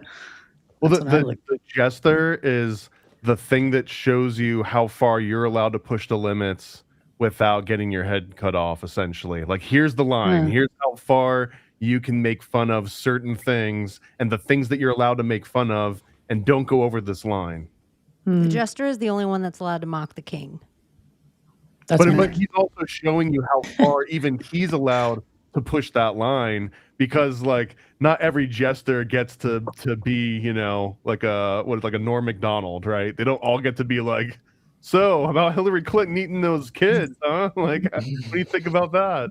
And in the calendar of the cards, like just the playing cards, the jester represents leap year, which I just think is curious. Like how it's like a leaping, you know, like they're like lords of leaping and it's little jesters. It's a leaping. Yeah, it's kind of curious. And then I also, the priest that guarded the Ark of the Covenant, there was like only one guy was allowed to go in there, and he was only allowed to go in there once a year. And I like not even the Levites were allowed in there. There was just one room, and there was the priest that went in there. He had to have bells all on the bottom of his fabric, like really close, almost like I was thinking of jester shoes when I was like learning this information, all on the bottom, because he had to be moving the entire time he was in there, because the Ark of the Covenant was just known to kill everything. So it was like ways so that the priests outside the door would know he was still alive inside. Do you think they actually were keeping the original COVID inside of the Ark of the Covenant?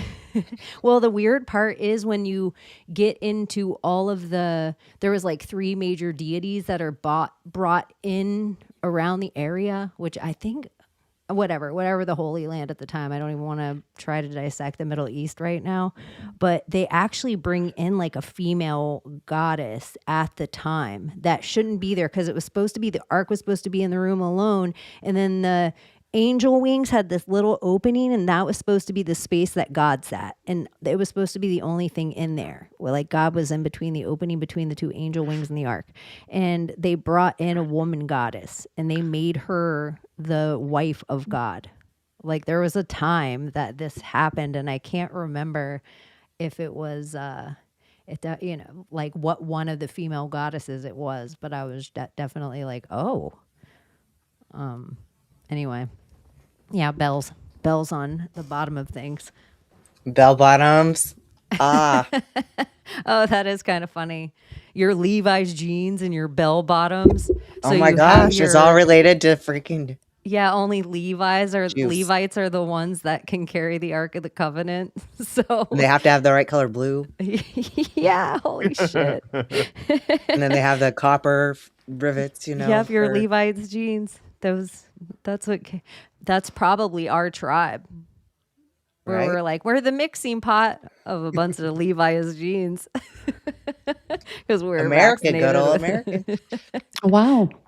Apparently, Muslims used to believe bells were demonic, and according to the hadiths, fuck the hadiths, yeah, they were demonic. There's a number of cultures where they would like Wild. melt a person into a bell. Really? Every time a bell rings, the angel gets his wings. That's so funny how it's like. I never know when he What? says or not. No, Wait, I'm not so- making that up. No, but what that's you true. both Really? said, I never know when he's serious. I know. Thomas, you're like, you have the serious. He keeps the Joking deadpan thing. all the time, and he Yeah. knows the It's just three like- of us will dive in, especially I'll if believe Thomas says anything it. he We're says. like, tell us more about this purple This is dragon they the real found in one. Iraq.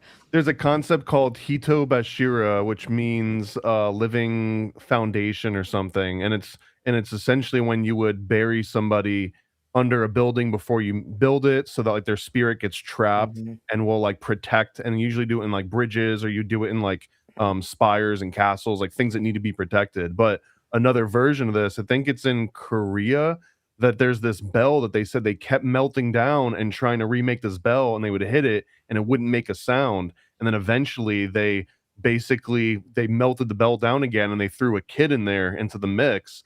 And then when they formed the bell that last time and they rang it, not only did it finally make noise, but it was like this magical noise. And that to this day, the bell still exists. And that's still part of the lore, is that there's like a human being baked into that bell and many others. That's not the only instance of this. And so every time a bell rings, an angel does actually get its wings because somebody is deadsy. Somebody is unalived. I hope that it didn't get me in trouble on YouTube. You say the word dead, and all of a sudden there'll be a bar at the bottom of the screen and giving people a 1-800 number. I will find things at auction, and I have found a cast iron bell for sale that it's like ends in like 19 days, and it's just like, this is yours. You have to come and physically remove it from the church, and it's literally like, oh wow, it's this big kind of huge yeah, one. it's a huge one. I'm really hoping I win. I sent it to, what should I call him? I guess my boyfriend. And I was like, can you figure out how to get this out? I was like, can we get this? I wonder how much it weighs. I don't know. We'll find out. It's probably like huge. Coming soon on One Maria. Yeah. Get this, babe. She's gonna be ringing that bell, driving everyone crazy. It's gonna be really heavy. One day I'll have a cool house. I just kind of I buy all these things for my future house and set them in the garage. Oh wait, here, let me pull it up so you can see the whole thing. I wish I could do that. I hate hoarding shit. Oh my gosh, like, you guys. When I see too much clutter, I go crazy. I can't do it. You guys, don't change my opinion of the one thing I find sacred. I'm like, I didn't even know bells were so occult. I'm like, I thought like a bell. Oh, was a now good I thing. see why Muslims thought it was demonic. This is one article of many, but it's this one in particular is talking about the sacred bell of the great king of Seondek, and this is in 771, Korean national treasure number 29. So that there's always been a debate over whether or not a human boy was actually melted into this huge bell, and they apparently have enough evidence to prove that it's not just legend, that it's actually true. And along with remains found in the remains of foundations of all sorts of other buildings in the area. Well, didn't they do that like in Ireland and everything too? Like bury bodies underneath the buildings?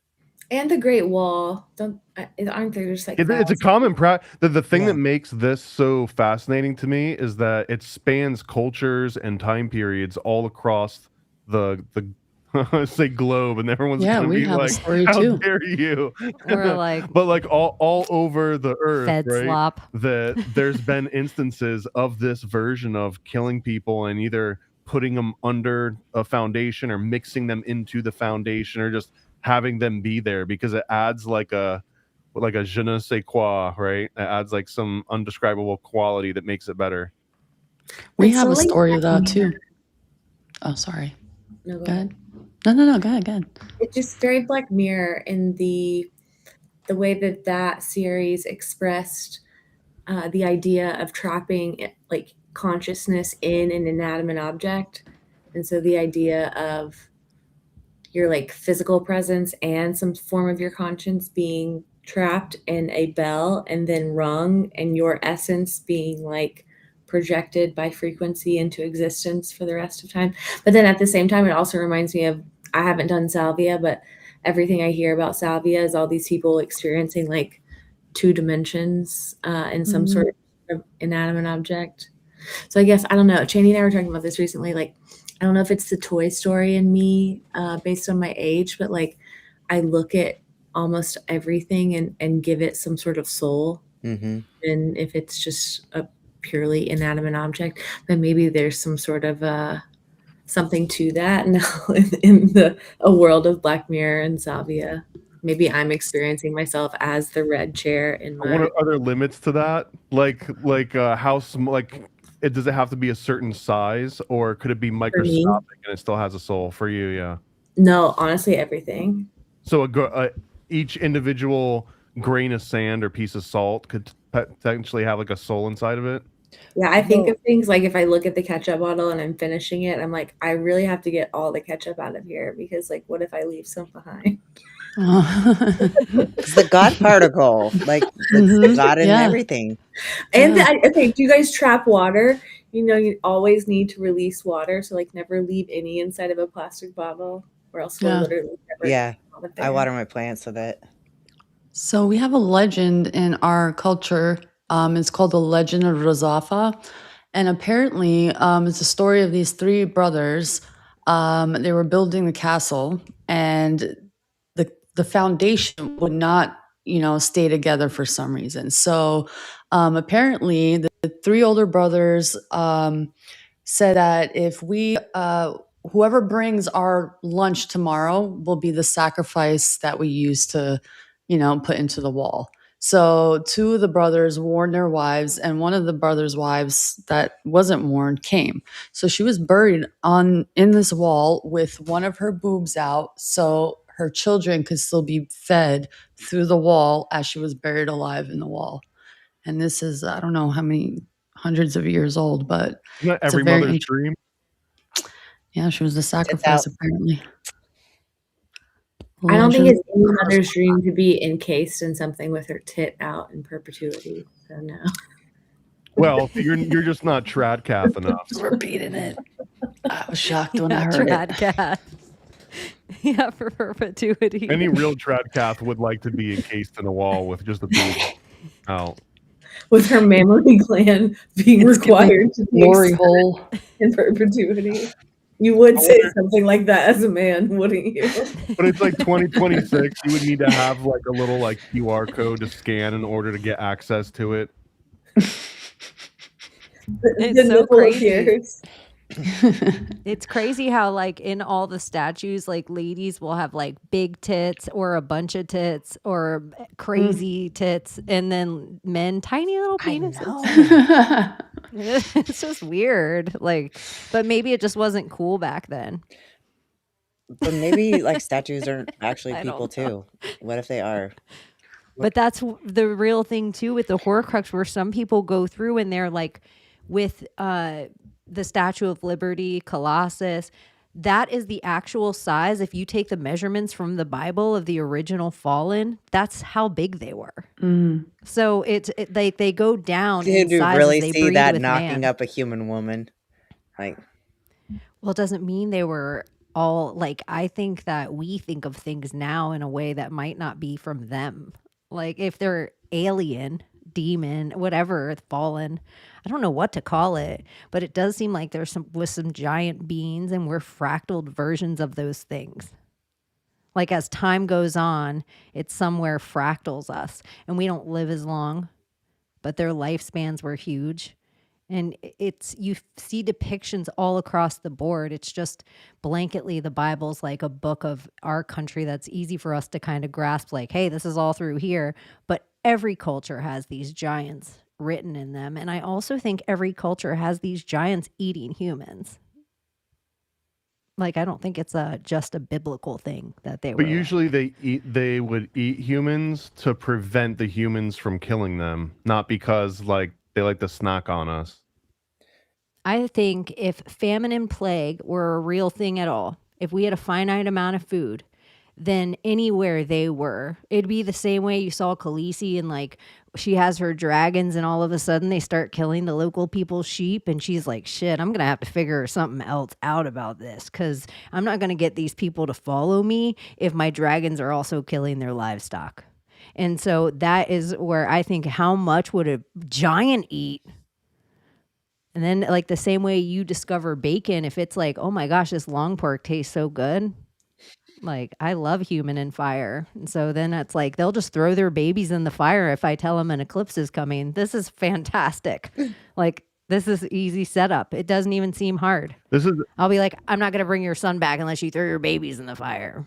Yum, bacon. One of my favorite alternate conspiracy theories is that we're just the right size, like current humans, between like, I don't know, like 5 and 7 foot or so.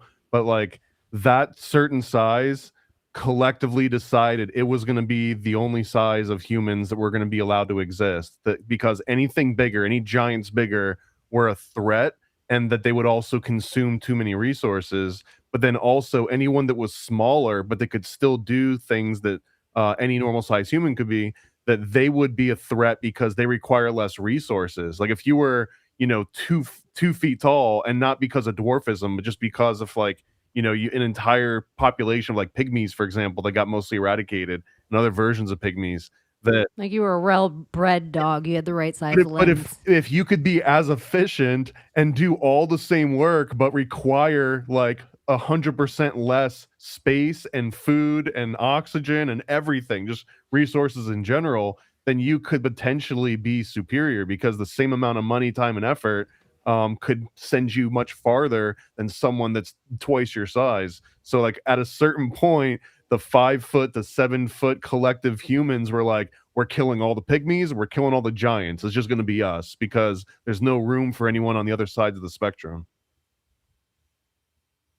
I believe that could have been. I think that's almost what the historical record shows. That David is like, we're like, fuck these giants. We're going to take them out. Like, get your rock and your slingshot. Come on.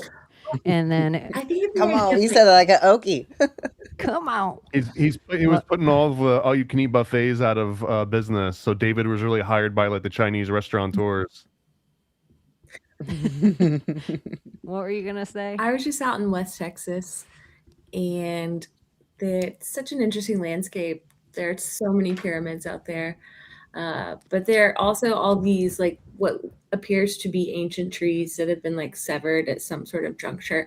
And so I was out there looking at them and thinking, if this really was this huge giant tree and they all existed at that time, you know, I think this was all underwater at some point. Like it would make sense. Like if you had that density and that height, like this entire area could be different than it is now. And so if you kind of think of it in that notion, like all these ancient trees got severed, and this, I don't know if tropical is the right term, but this tropical area in Texas that used to have an ocean and X, Y, and Z, and now it no longer exists. And we're so small and we exist on this 5 foot to 7 foot frame.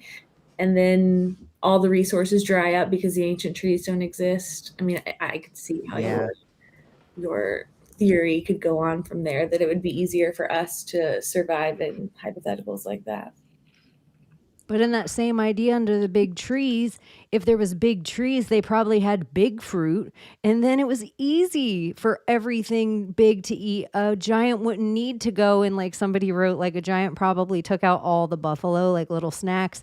And then But that we would get be like blamed maybe for eating it. a rat. So wouldn't they just But like yeah, it would be. They would be so pissed if they had to. But they used to have big, huge things because they had big fauna that, you know, like gave woolly life to those mammoths? big, huge things. And so it would be like everything under a canopy. Like when they had to go down to even eating us, they were like, oh, it would be like us being like, oh my gosh, we have to eat a spider monkey. And it would probably be equivalent, like where we watched that in Indiana Jones, where they're eating like a monkey brain. And we're like, I don't know, like even probably the moral equivalent, where it was hard, but it wasn't Chrissy Teigen. Like you weren't going, you know, full like, would you ever try a human? That is the dumbest thing you could ask on TV. Like, really? I know. That's why I think the whole thing, I'm like, it's so silly, all of it. But yeah, I think the fauna, and then it makes me wonder when I said big fruit, like I just thought of every tree being like, I don't know, a climbing tree. And then I thought of every tree in my yard actually has fruit on it. And I was like, oh my gosh, what about if the Garden of Eden was like a huge apple? Like, what if the big apple What if is big actually the mushrooms? core of the apple from the tree of the Garden of Eden? Like, in the craziness of it all, like, what if part of the story wasn't meant for us? What if part of the religious story is we're involved in a subtweet? Like we're reading texts that have nothing Well, to that's like do with Little us. It's Caesar, about them. right? That's like the post millennial thing. What is that? What's little like season? revelation already happened, and that Oh Christ yeah, already came and went, and that like we missed the bus, millennia ago. But what about but I never even thought about all the giant tree theory being like fruit trees, because then one apple could feed all of us. I want to say They you're also have- lucky in the sense, though, that Florida has female fruit-bearing trees because it's a government op that the government only plants male trees, which is why we all have so many allergies because they're not fruit-bearing and they don't want to feed their citizenry, so they no longer plant fruit-bearing trees for us. Yeah. What about the big mushrooms? With all that, moisture, I'm pretty sure they had different types of species that existed way back when that we no longer have now. They also have Better them be fossilized huge. too, yeah. What's that place called? Like the fossilized mushrooms or like rocks that look like mushrooms somewhere on this planet, apparently. That's new to me. Yeah. Well, I think of all the different cave find it. formations. Like they'll have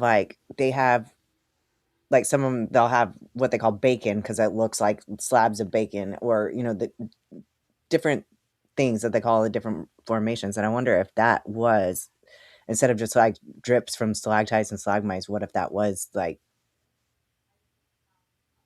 calcified or whatever, Giant meat. fossilized mushrooms or meat, yeah. mushrooms.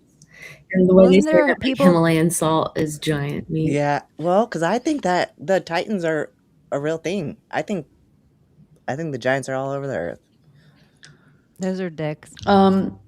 Mushroom Rock State Park. Giant they're showing dick mushroom. pics. Where is this? Valley of Dreams in New Mexico. Have you guys seen this Greece. article that scientists engineer a single tobacco plant to produce 5 powerful psychedelics at once? DMT, psilocybin, 5-EMO, DMT plus bufotenin. You could probably say all these and roll them off your tongue, Thomas. But when I saw this, I was like, uh-oh, Thomas is like, new experiment. Who's taking this synthetic shit? I don't know. Not either. Thomas, would you try it? I really don't have any qualms against especially this type of synthetic, because this isn't necessarily being made from precursor chemicals in a lab. I mean, it is being made in a lab, but they're still putting it inside of an organic medium. Huh. I think it's so curious. Have you guys watched I that think movie that's so hard. Synchronic? About it's about like people who go into like a smoke shop and buy like a certain like manufactured man-made psychedelic. Oh, the K2 stuff? Yeah. What's it called? It's called Synchronic. It's so good. It's like it does the whole timelines and everything. Like it's like a bunch of different mushrooms together. It would be crazy if they put that chemical in chemtrails. But you know what? Then it makes me think they could be putting it in chemtrails. That was like, what Operation No Big wonder why City. we're all like What one, Thomas? Operation Big City, I think. That was one of the many ones during 1950s where they were just going to dose the entire population either with LSD, either by strapping it to little like vaporizers under cars and just driving around cities, or unleashing it in like the subways. What? That would be Driving so on crazy. LSD?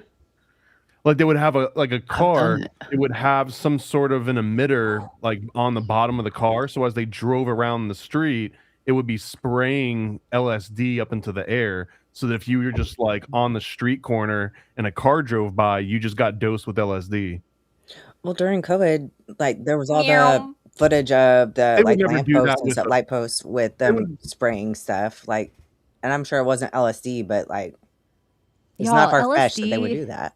If you've never done LSD, or those of you who have, that is something like, I'm just really anti giving somebody drugs without their knowledge. And LSD, it will make you feel such a like, I can't imagine ever being on LSD and at least not having the thread back to reality that I know I'm on LSD.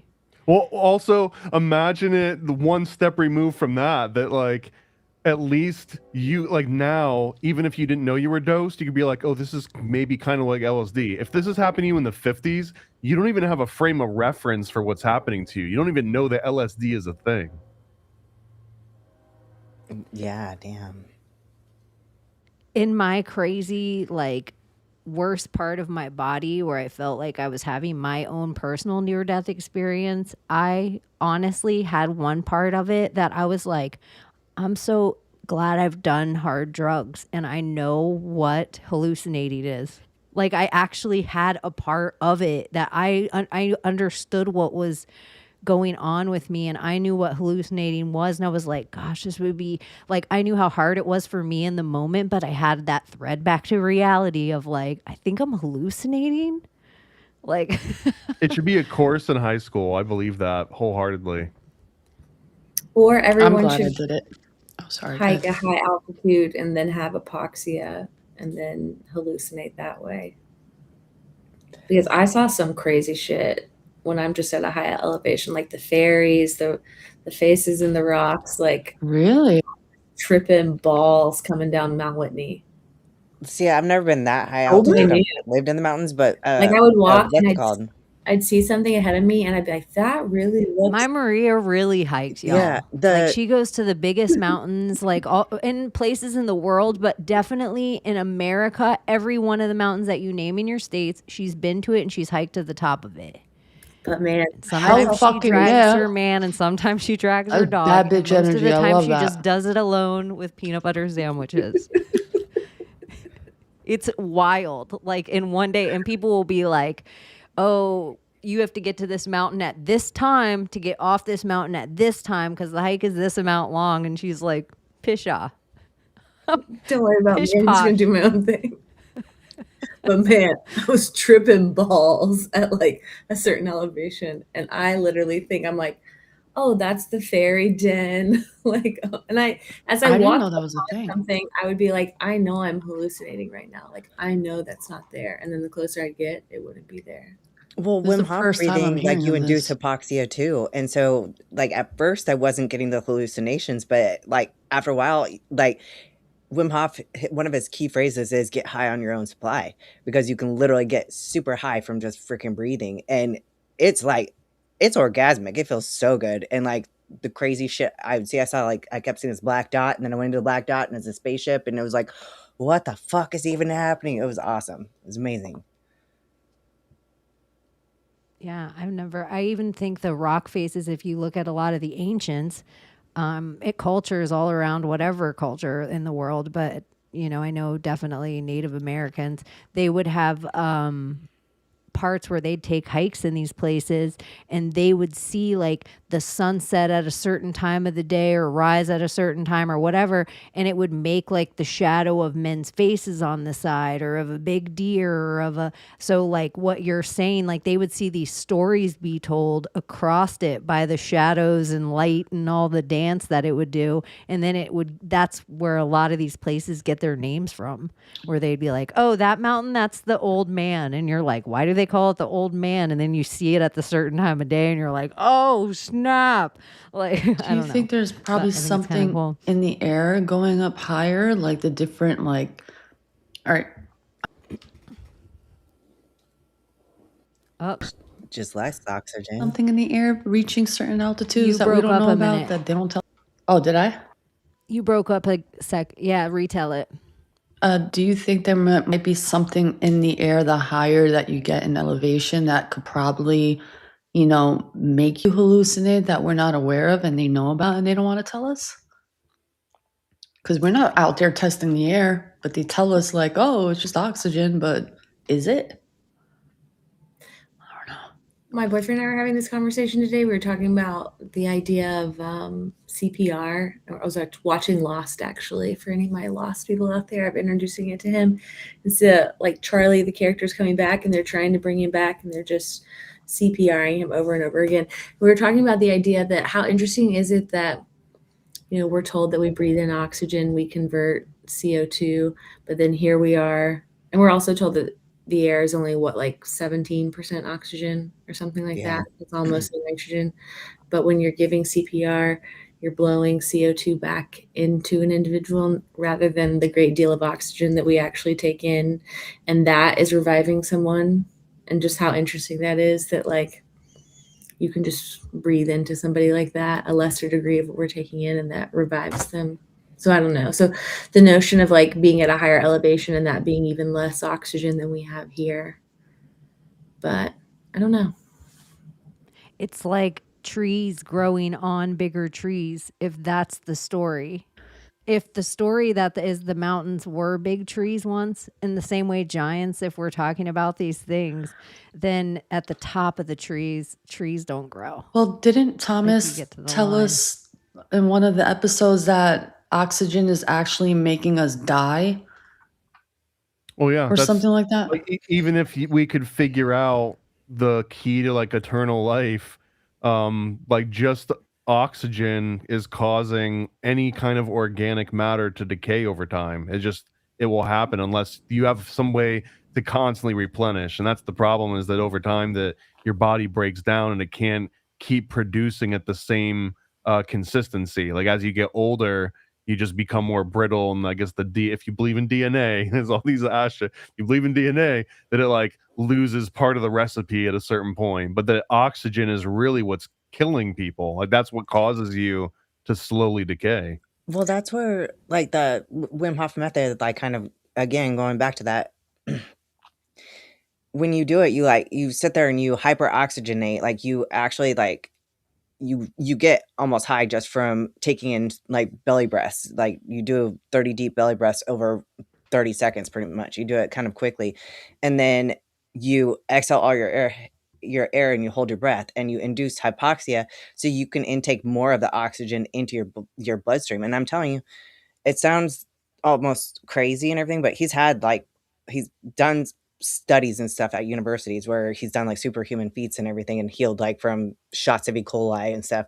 But it healed my shoulder. Like I had a shoulder injury where I couldn't even do push-ups anymore. I couldn't even do one without being in pain for like 3 weeks.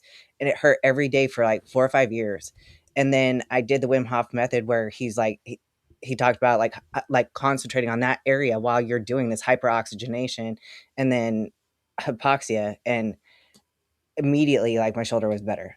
Like one day I woke up and I was like, what the hell? It doesn't hurt. And then I could do hella push-ups, and then I became a bodybuilder. But I don't know that that's necessarily, I could see where it, could cause decay, but also it might extend your life.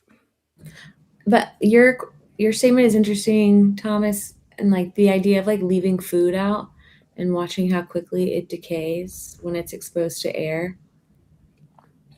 Yeah, it's just called in like scientific terms is oxidization. And that's basically whenever you introduce organic matter to oxygen, it will slowly decay over time. It's just a chemical reaction that happens in open air. So oxygen is not the thing. There's something like, I just think everything's a lie. And in my head right now, I'm like, I don't believe in snow. And so I'm like, this is how they're getting the oxygen here with the snow machines from the North Pole in the with room with Santa Yeah. Claus with Satan at the North Pole. And we're not allowed to go there. And that's why like, I'm just like, So oxygen gives us life and then slowly decays us. Yeah, over time at the same time. 100%. But isn't it weird? Like the umbilical cord has to be cut for you to breathe this. But until then, you have this perfectly good thing going to you. Like everything's perfect. And then you cut it and then you're like, no, you cry and you breathe oxygen. Oh, you missed it when we got at the beginning. And I should pull it back off again. Well, just for, did Carbon. you see, you can go back to it, Layla. I was just gonna ask LL if she saw Christy Gnome's husband's thing real quick. Did you see his whole fake tits? I'll pull up a picture of him. Thomas is looking a little busty. Evidently, I keep seeing the Pam Bondi, Christy Noam connection, that they've been friends for 30 years. And then Bondi's out. I think this is a very interesting humiliation ritual, for sure. You almost wonder, in like the chicken before the egg type of thing, like, was this information like on deck and they knew it was coming, so Trump fires her ahead of this information coming out? Or is this like, oh, I fired you and I'm releasing this information to like fucking humiliate you thereafter? I don't know. It's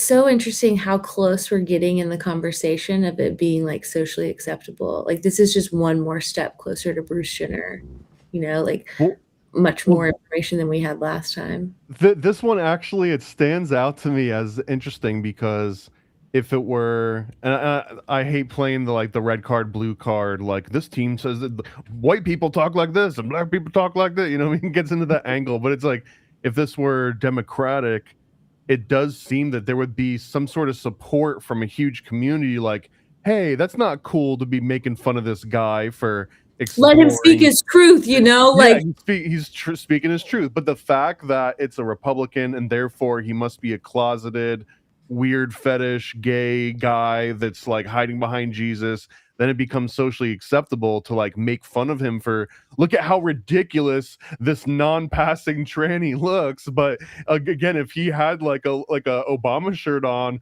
I don't know if you'd be allowed to like laugh at him and make fun of him the same way. If he had a Kamala shirt on, shouldn't she be coming out like in?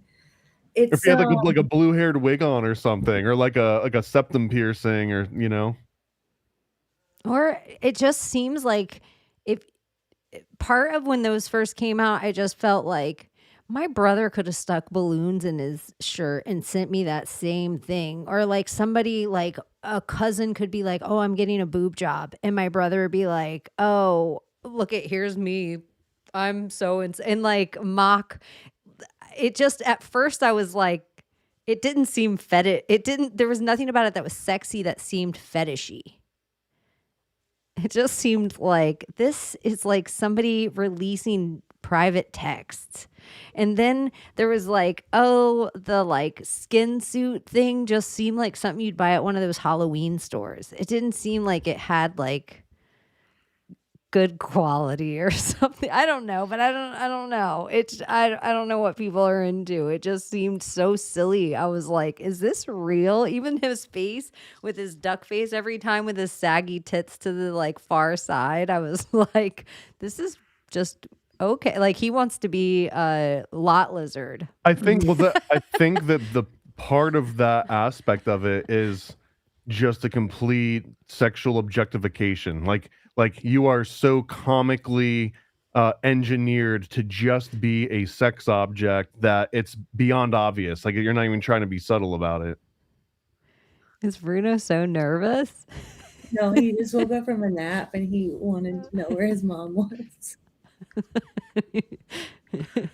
He looks so nervous on camera. Like, are we live? He's so cute. He's like, I don't want to look over, but are we live right now? So we were talking about what we were breathing out. Yeah, sorry, Layla. Carbon dioxide. So carbon means fire. Oxide means acid. So it's like we breathe out acid to fire.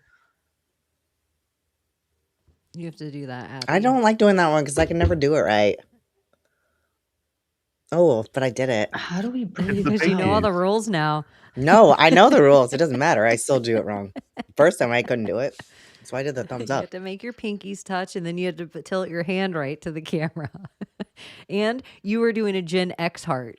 Remember, we learned all the other kinds of hearts that you could do. Oh, yeah. He was like, "Why are you doing it with all your hands? So why don't you just do it with your hands?" I don't think that works. Nope. It doesn't work. No, it has to be your pinkies. Oh, so you got to do a weird fucking... Oh, who could do that? Now you're making Masonic hand symbols. Sorry, Layla, go on. That was all for Riggs. Oh, no, that's it. It says carbon literally means fire, carbon dioxide to acid. So it's like fire acid, like we breathe out fire. Well, the ox part means oxygen, and the ide part is the part that means acid. Yeah, oxygen, acid, fire. Oxygen. When you do breathing, that like dragon breathing, Bologen. breath of fire. Also means that the Ides of March is like the acid of March. Is there a sync there? Ides It's just of weird that March. we breathe in one thing and convert it into something else. It's just wild, and it's like, And I think it's interesting that it's like we only talk about oxygen being necessary for life, and it's 17% in the air. Like, where's the nitrogen discussion? And just interesting the way It the must things that be we're taught kind of growing up. important too. Or if I it's only agree. 17% of the air, then the abyss is almost true because how much of the percentage of the water is oxygen? So if you could teach your lungs to push in and out thicker, then you could go so deep. Well, think about amniotic fluid. You know that babies, before they actually breathe, they practice breathing and they do breathe That's in why I was amniotic saying fluid. at the umbilical cord, like all of a sudden the umbilical cord's cut and then they have to breathe the 17% oxygen. But if that's the only percentage that you need, then it's like, why couldn't you breathe oxygen if it's in a different form? And so then I don't know. It's just Wait, though, that because like though you could watch on an ultrasound, you can see the baby's lungs expanding, and you can see the fluid go in and out of their mouth. Like they're actually literally like inhaling it. Their lungs are expanding. that's so wild to me. That's so crazy to me. It's crazy to me when I see fish breathe it. And then when a fish is on a boat, they're not like when I was a little kid, I thought, get it back into the water. Hurry, hurry, hurry. You don't have to rush. They're fine on the out. Like you can take your time to get the hook out of the mouth. Then it makes me like you don't have to rip anything. You can take your sweet time. They're like fine there, breathing the 17% oxygen too. It makes me Weird. believe Like the it can't be dolphin story. forever. And the guy. Well, the dolphins aren't even fucking fish. Yeah, but like, what did they find supposedly in that guy's lungs who went under the ocean?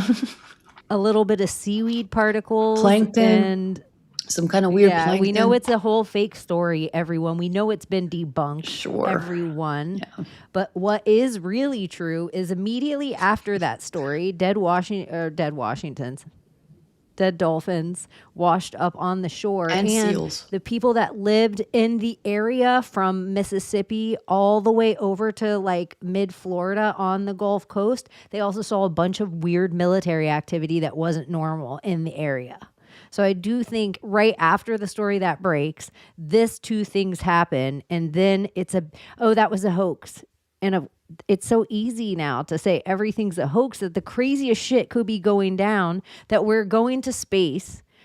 I would say a quarter of the humans on the planet think space is an ocean. And then there's this whole dolphin story going on, wanting to build a, Watch the underwater waters. city. Turf wars with crazy. fucking dolphins. I feel like we would They're like, win that war, well, I mean, how many just washed up on shore? but they can't hold a gun. No, but they're smarter.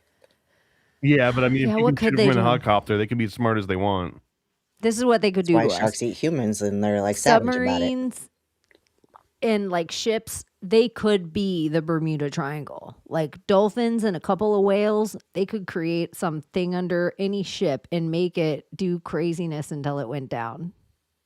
Like it might take enough of them, but it's the same principle as any kids in a pool. Like you can make a whirlpool, and so they can. That's how dolphins hunt, is they swim in a circle around schools of fish together, and then they dive through them. They don't try to chase after one fish. Dolphins have thought this out, and they work together like humans do to hunt. So I think that the same as these whales with these boats. Like all of a sudden, all these whales are just attacking these boats. Like, I like Curious. Mutwa's take, that black priest who talks about the dolphins and the orcas and where they come from and all that jibber jabber. I don't know if you guys ever watched his videos on it, but it's pretty he's the guy that fascinating. talks with like David Icke, Mm-hmm. right? And I think part of his is that there was like a water planet, and the water planet gets close to the Earth, and then like some of the sea creatures can like jump, or their consciousness can jump into the creatures on our planet. Mm-hmm. haven't you guys ever seen Aquaman? He was like, and dolphins or different fish would come and do wild shit. Electric eels would be like, zzz, and shit would be like, oh, on a sub. I just saw like Jim Carrey doing the fucking dolphin thing. Well, don't the military use dolphins to like search for like bombs in the ocean and like I heard they also if they find like people who are not supposed to be in the ocean at a certain time, they have these contraptions that they put on these dolphins to like capture people who are not supposed to be in the ocean in that territory or not whatnot. I forgot what this Russian doctor wrote about. I forgot his name. My brain. I'll remember eventually. I love this right now with Fool because I just felt energy behind this. Ursula the squid, not octopus, because she only has 7 tentacles. Oh, it's a squid?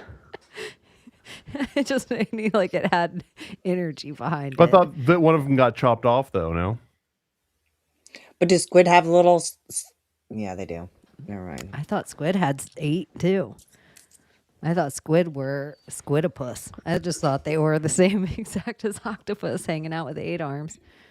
I guess I could Google it right now in my magic box. Wonder Woman had help from dolphins too, not just Aquaman. So did Tanit,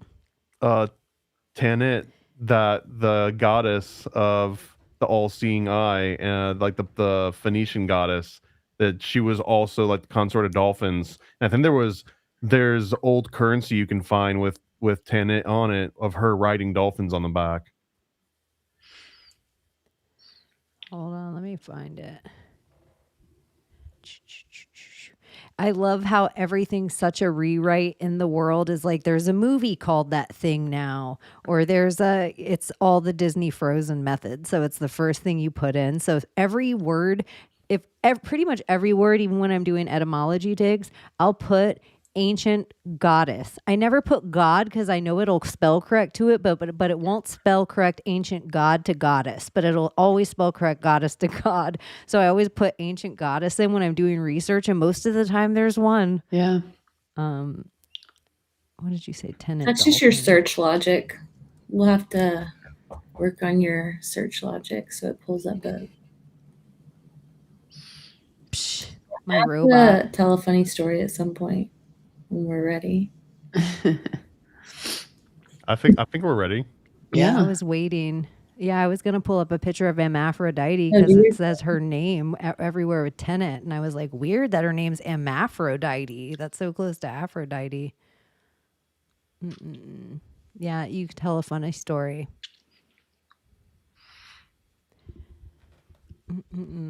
Are you gonna? How do I bring this up? I can share it if you want. Do it. No. I'm here. Really, she's here for one specific reason tonight. Thomas, I have to call you out. Okay. Are you on like what kind of Instagrammers are you guys in that? Like, I don't follow a lot of people on my Instagram because I like consume media on various accounts. So if you were to like pull my Maria up, like the people I follow are obviously like Chaney and stuff like that, but like those people I've literally not looked at in ages. Like I don't scroll that feed at all. I have. Are you about to get down? I have a Finsta account, okay, and that Finsta account has like. Is that the name of a social network, Finsta? Do you know what a Finsta is? No.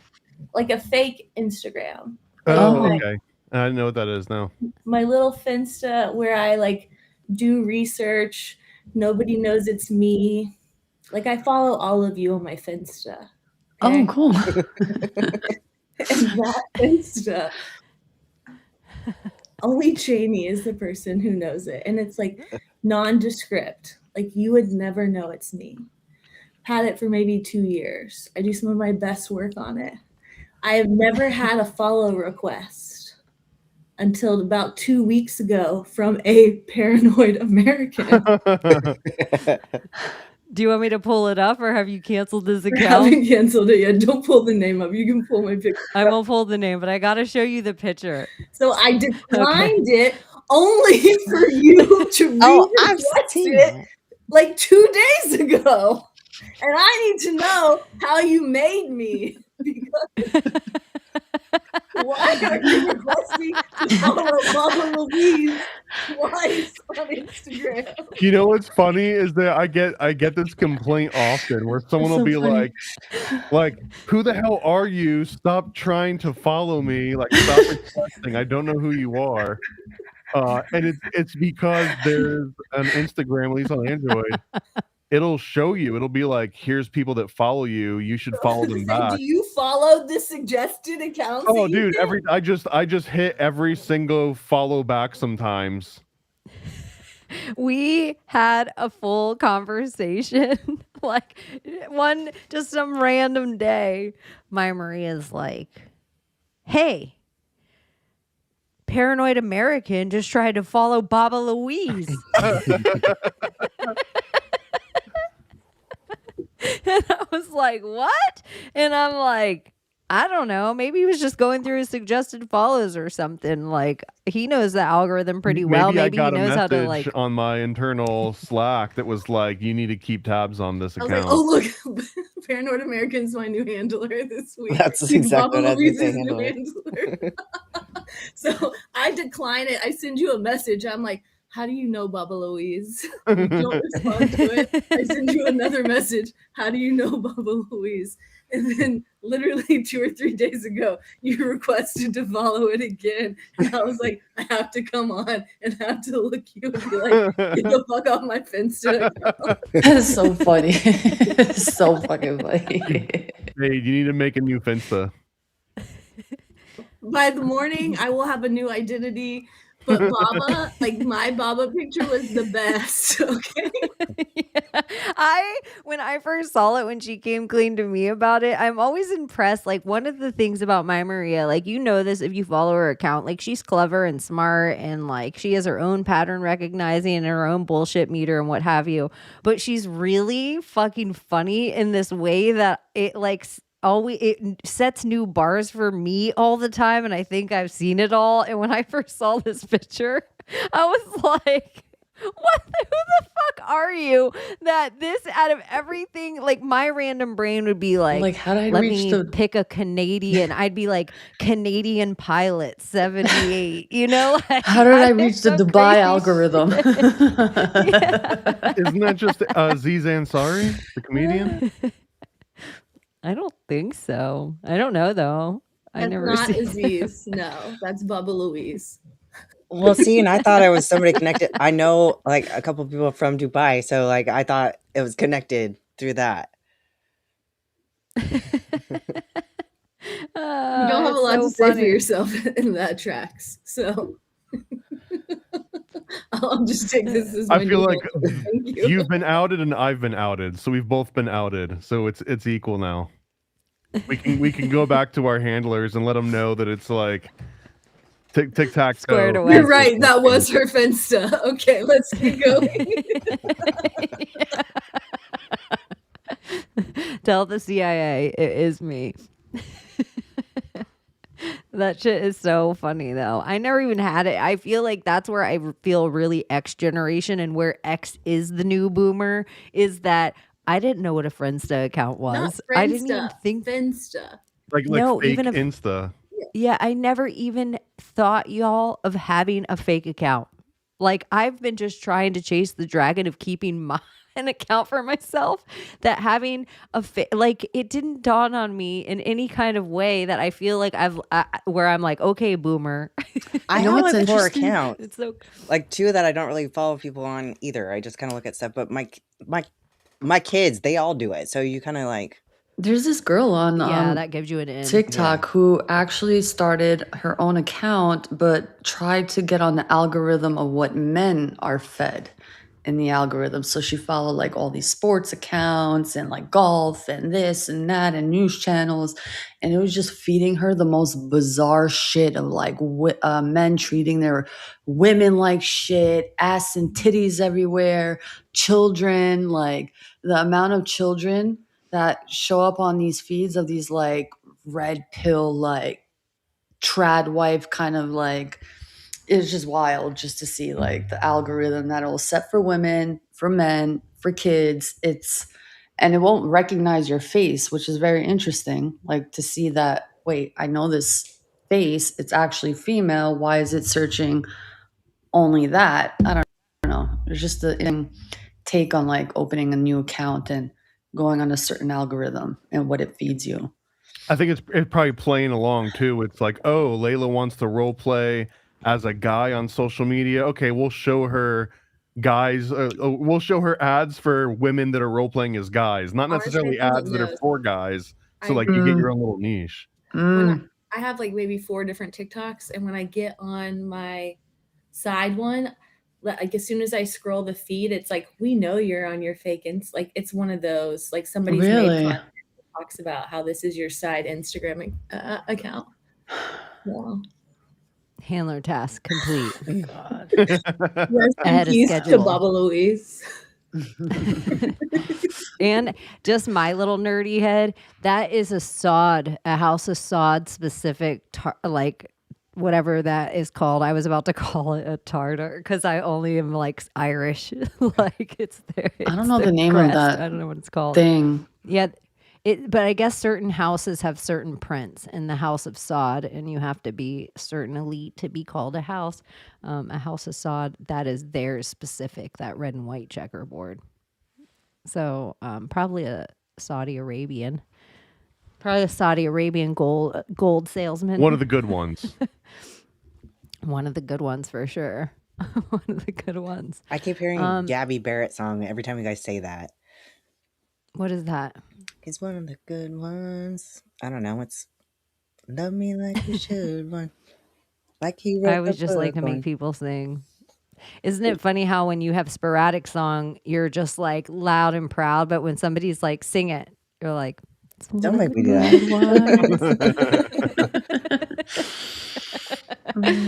I have to sing everything in falsetto now, though, so I don't like to do it. Oh my gosh. I like to belt it out. I've been listening to Huey Lewis in the news all week, and I'm like, this hits me in my, I don't even have to stress to sing this. Mm-hmm. But every Huey Lewis song, banger, banger, banger. Do you listen to Huey Lewis in the news? Yeah, I felt like American Psycho when I was listening to that song specifically.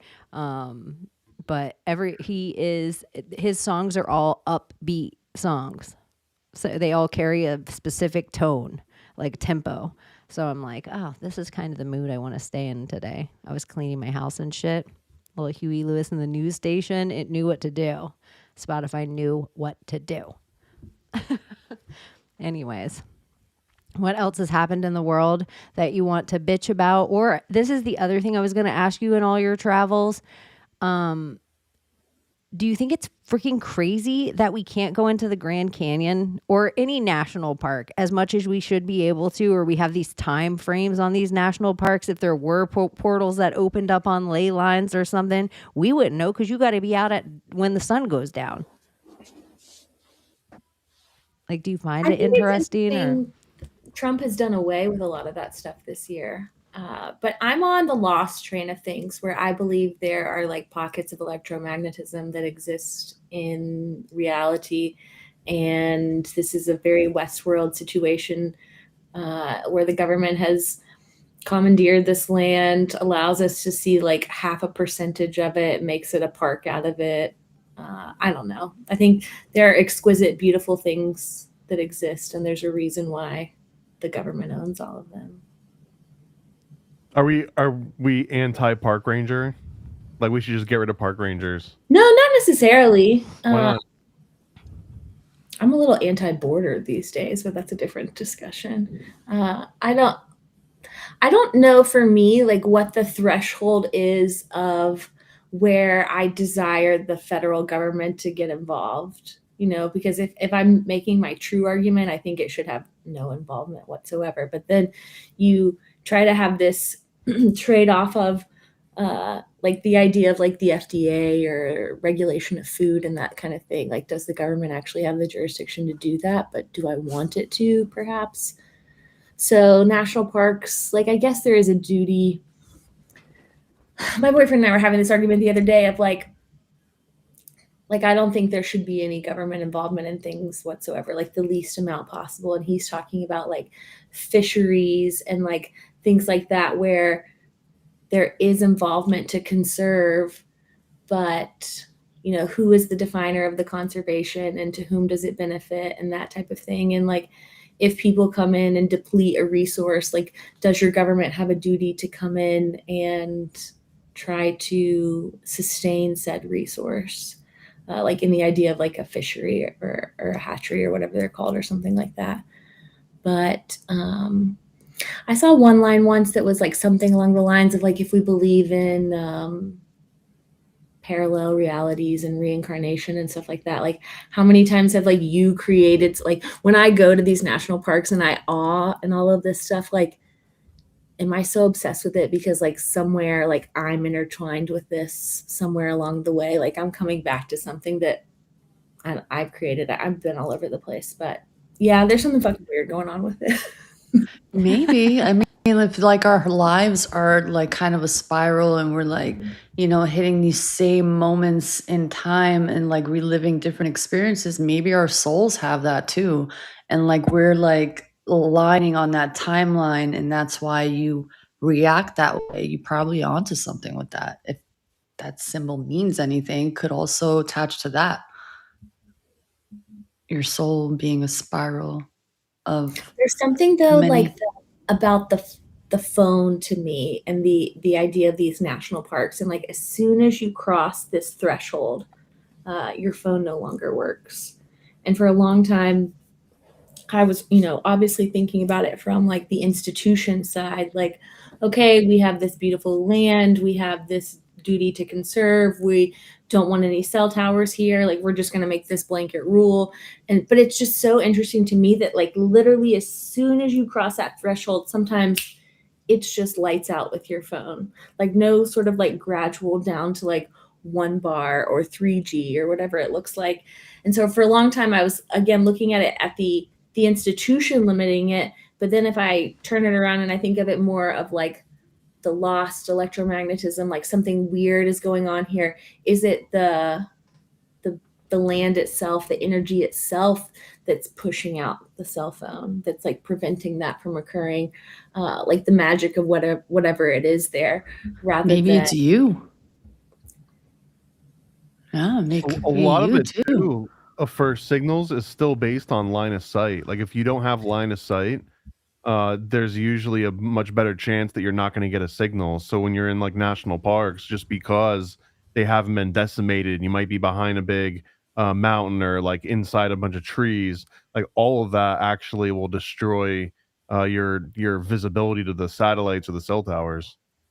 That was another interesting thing. So I went to Big Ben a couple weeks ago. I stayed for the first time. I like camped by myself. I normally don't do this because I'm by myself and it scares me, but I was able to connect to like the iPhone satellites for the first time. And it was so it gave me one satellite and it kept telling me, so it was like, hey, you'll be able to connect. The satellite's going to drive past you again in 4 minutes. And like, to think that I only had the ability to like connect to this one. And then once I did, my literal cell phone had to be pointed at it, like you're saying, like directly line of sight to the satellite at all times in order for me to maintain. So if in theory the satellite went to this direction, the iPhone would require me to point my, like literally point my phone at it to continue to maintain the connection. And it's just so rudimentary in ways that I like did not.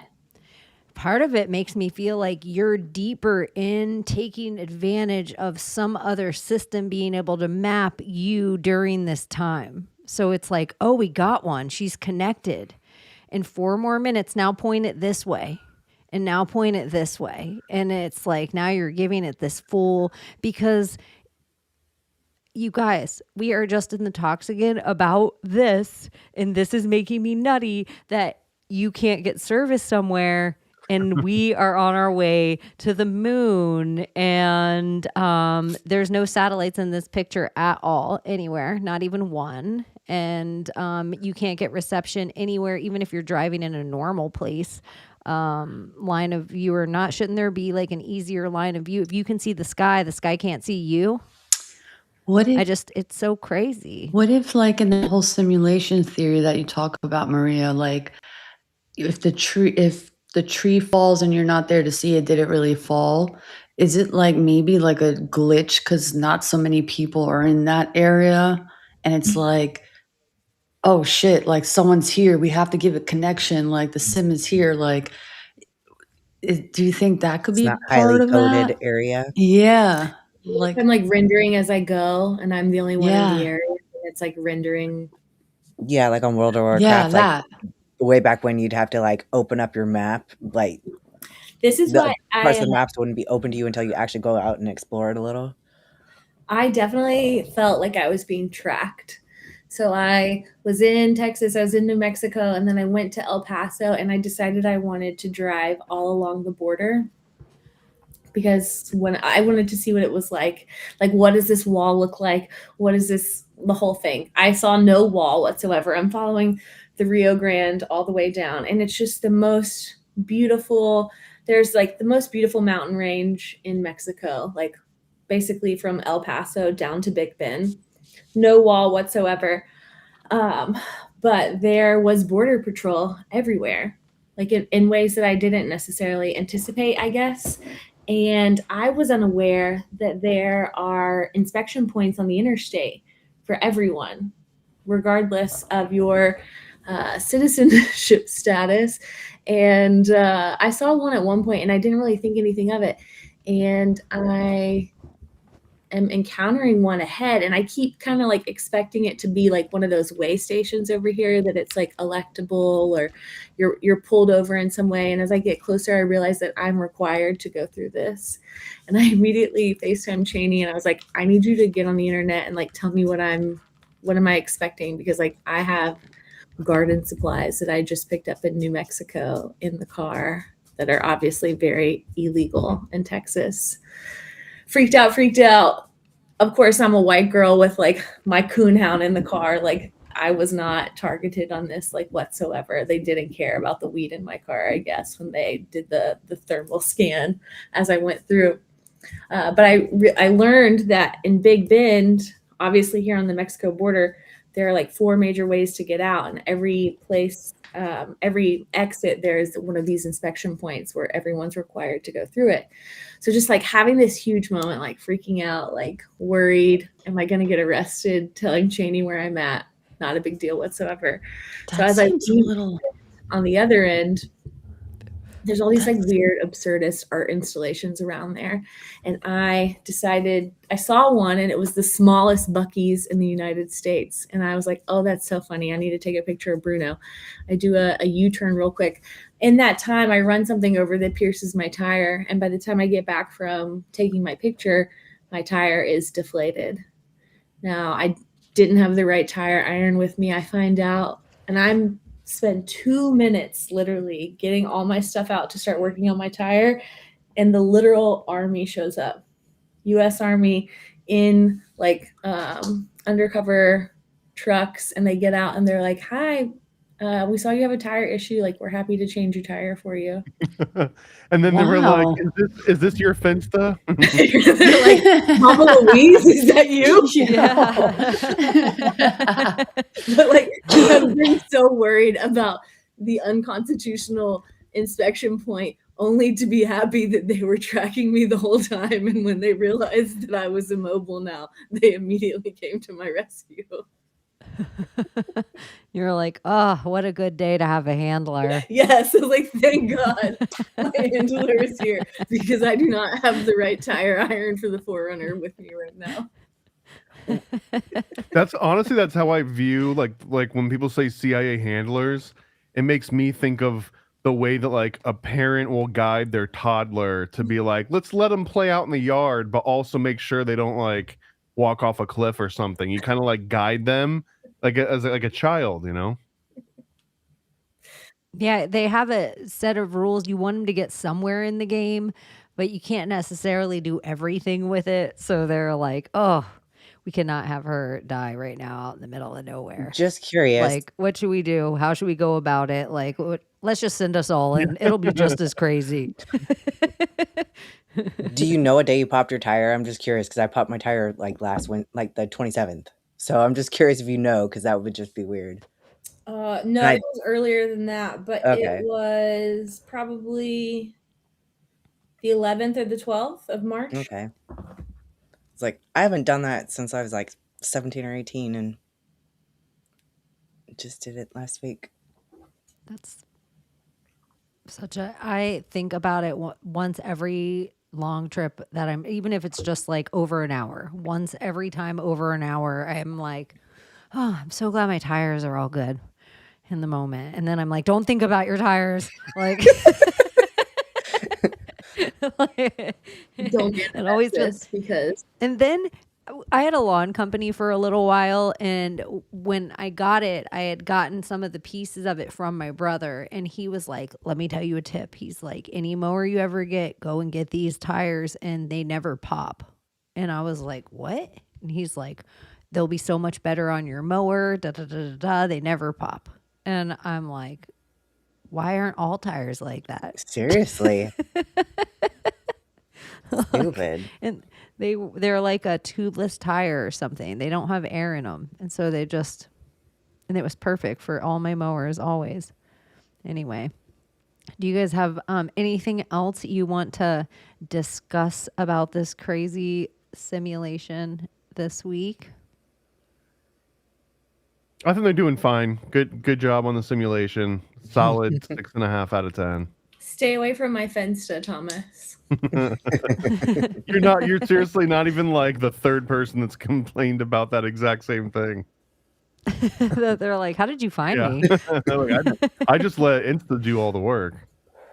And I was like, I'm going to be real with you. Thomas does know a shit ton about computers. So if anyone wanted to like do digs and find all of our accounts and then just harass us, it would be I got Thomas. your IP address. I know it's you.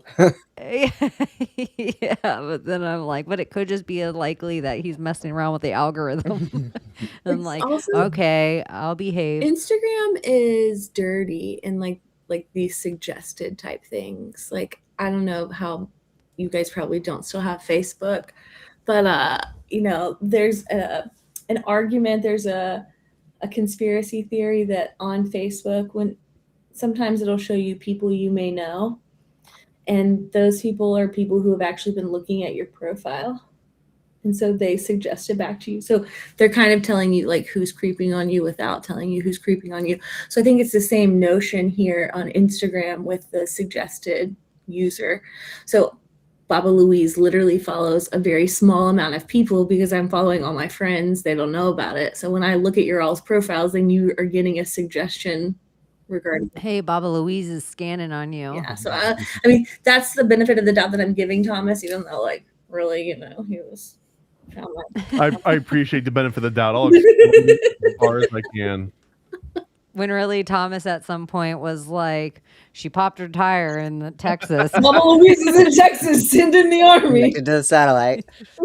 Yeah, that's what we always call sure. Thomas. Yeah, we got to make like Charlie's Angels. Like we're like okay, like okay with it. Like tell us the next mission. You want us to off the queen? Got it. Got you. And you don't even have to say it that way. I was gonna, the moon mission is halfway through. Do you think that there's anything the dark side of the moon? Like, do you think they should have sent one of these fuckers to photography school for a year? Like, don't you want your dark side of the moon, your backside of the moon? Don't you want it to be better than China's? Like, don't you want it to somehow have an Earth eclipse and be like the first ever? Because I think that's what the next week All I'm of hearing time is is going to give butthole us. when you say dark side of the moon, and then like you have the donut up there. I put it there for The Donut butthole. because everything with his Illuminati toilet, and that I keep seeing it everywhere, and that like he's like, oh, the king, the whole thing with the king, Trump's golden toilet. There's people putting stuff about like space, like black holes are all like toilet representation, like who the celebrities that died on the toilets, and you know, like I've read enough of the stuff that I see it in places now, and then I'm like, oh my gosh, this is actually like a thing. And then Tracy Twyman has part of it in her book. And look how long ago Tracy Twyman, like, so it's just like, oh my gosh, they're actually, this one has legs, no pun intended. Look at, yay.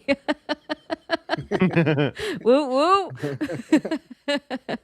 So you guys, if you don't already, make sure that you follow Donut and you can check out his links that he's putting together for it, because I feel like I see it everywhere too now. And then they just put out a whole story about the chick, like they're not letting this toilet story go. There's a toilet malfunction, and then there was like, she's the first female plumber in space. Like everything's the first thing. And this is a real story that came out like just in the last few hours. And so this is actually one of my favorite aspects of like the space narrative, is that there's going to be so many firsts of all time, right? Like, for example, this was the first, like, who's the last person that used the toilet in space? They're the first person in history to blow up a toilet in space, right? Like that, like they actually have that credit to them.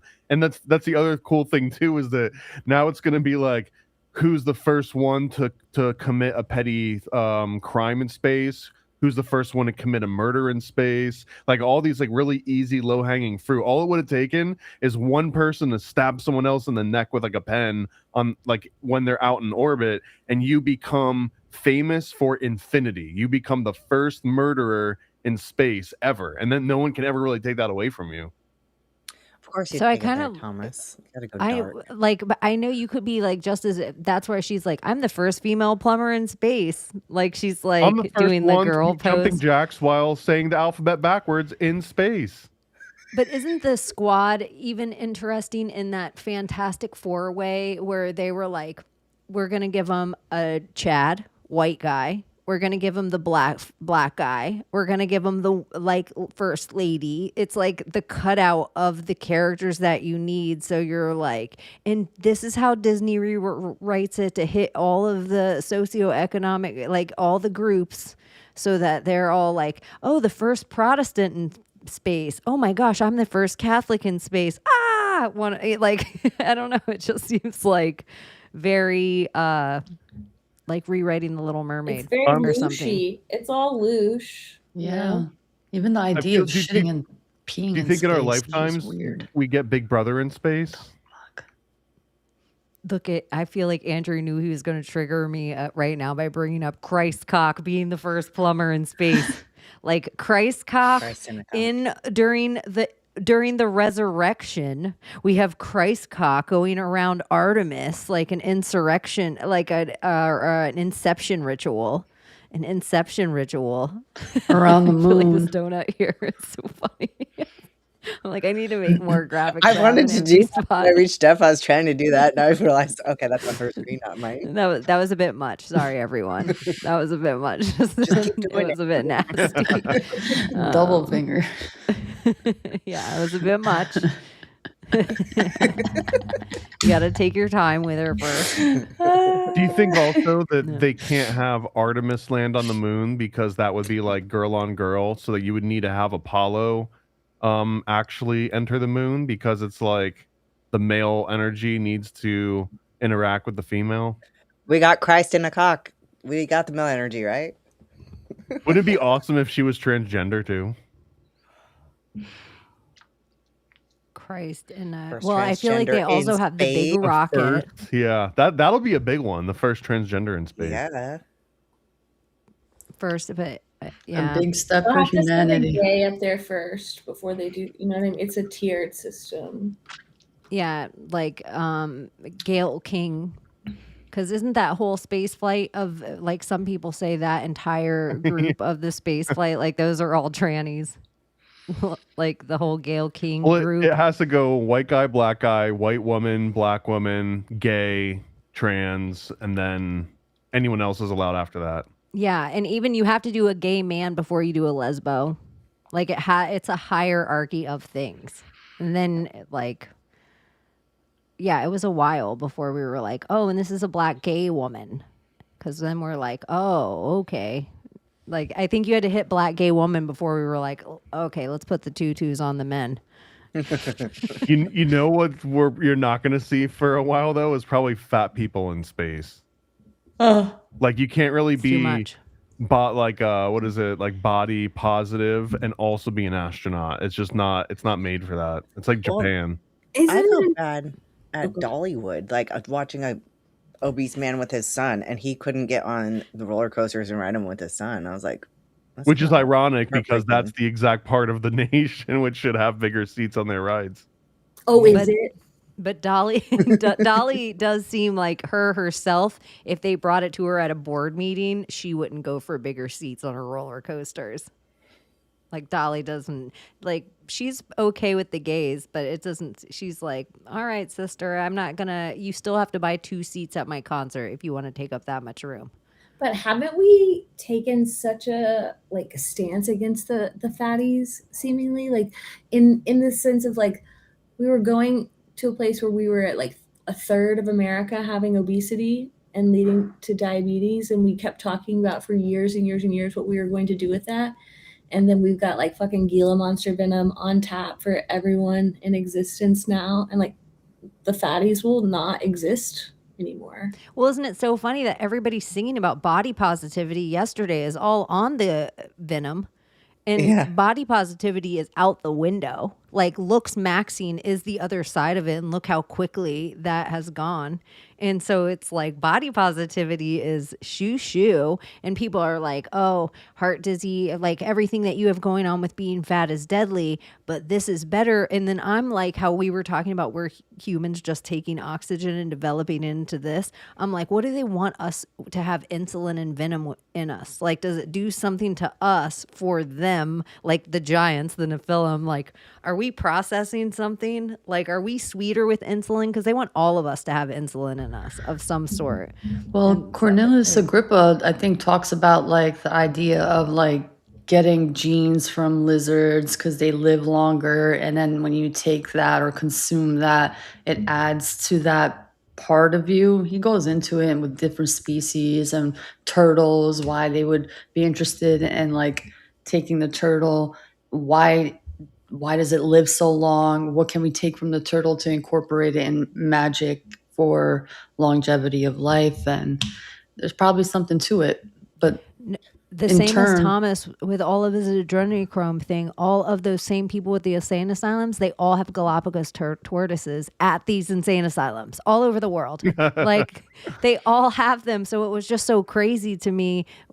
I feel like you might have been the one that said it, like they were studying everything for longevity of life and like curing these ailments that they were finding in them.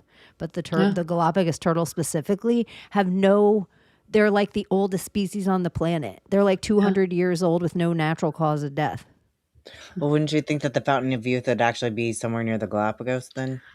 Well, interesting. We have a whole like structure here in 38 in Rosemary Beach. You could even search it on the computer.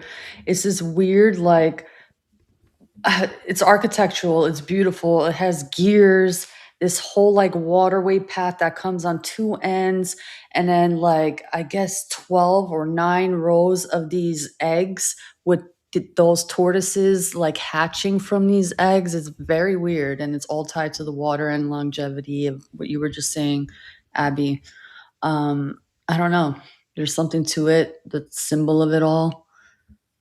Supposedly. Lizards are smart as fuck too, y'all. Yeah. Like I'm gonna tell you, I have an agama lizard, which is like kind of an invasive lizard, and it's slowly creeping up. I don't have it in my house. It's not my pet. It's just one of my yard things. And other Floridians will shoot them with BB guns, but I just don't. I'm like invasive.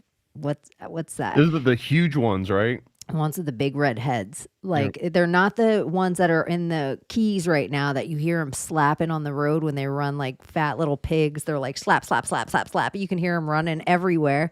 But they are big lizards. And this one I chased out of my yard for like a few months. And then I read some more research on him and I wasn't as upset about him being in my yard because I'm like, okay, he's not going to hurt this.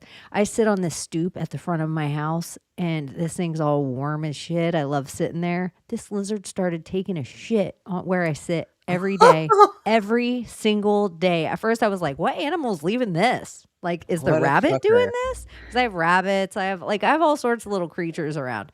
And so I was like, who's doing this? It was Nagama. What is I that? just wanted to Layla? show you. That's the thing that I was just telling you about. Oh, the egg thing? Wild. Oh, yeah. I remember that. I remember you- occulty in a sense. Yeah, like look, it's like two rivers, streams with the those things. It looks like an eye in the center. Fascinating. The architecture here is sick. So nice. Where's this?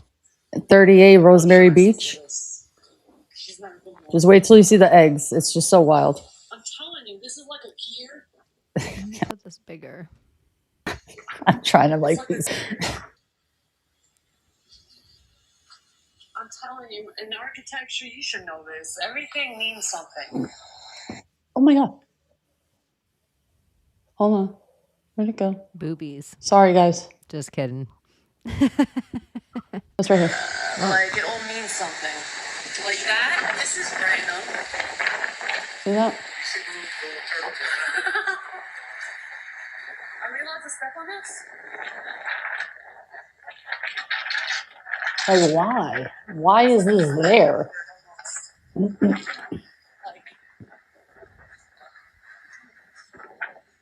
sorry, I'm just gonna show my. And that's it. Yeah. It's totally Why it's there in the middle of this town? They're very I don't know. planetary. Very Coral Castle stuff. There's a lot of crazy shit though. That's in Florida too? Yeah, where I work, Rosemary Beach. Oh, yeah. There's a lot of crazy stuff around. Do you guys have anything else that you want to bring up? Oh yeah. Brian from the Backstreet Boys, he lives in 38 and they're trying to boycott him and get him out of the neighborhood because he's been like harassing people who come onto the beach yeah, I swear to God, like he's like a little fucking bitch, honestly. Like this guy was sitting where the wet sand is and apparently on a private beach, you can be on the wet sand. He comes like into this guy's face and like literally scares the shit out of him and like he knocks his phone and he gets in his. Everyone wants him out. Like they want him out. Now everyone's like going there like on purpose. Like the cops can't do anything when there's like 50 to 100 people there just trying to like piss him off now. So they're all parking, even on his like parking in the sand on his property where it's private. They don't give a fuck. This is a big, huge Florida thing that's been going on for a long time. And where it's like some rich person comes in and they're like, that's my beach. And enough Floridians eventually are like, no. No, sorry. It's like all over. It's the whole coast, I think. Yeah. This is like a constant problem where even Disney has their resort and it's like the Disney beach security, they don't want to go up to their guests even and be like, can we see your can we see your room key? Can we see your room key? Like, It's a fucking beach.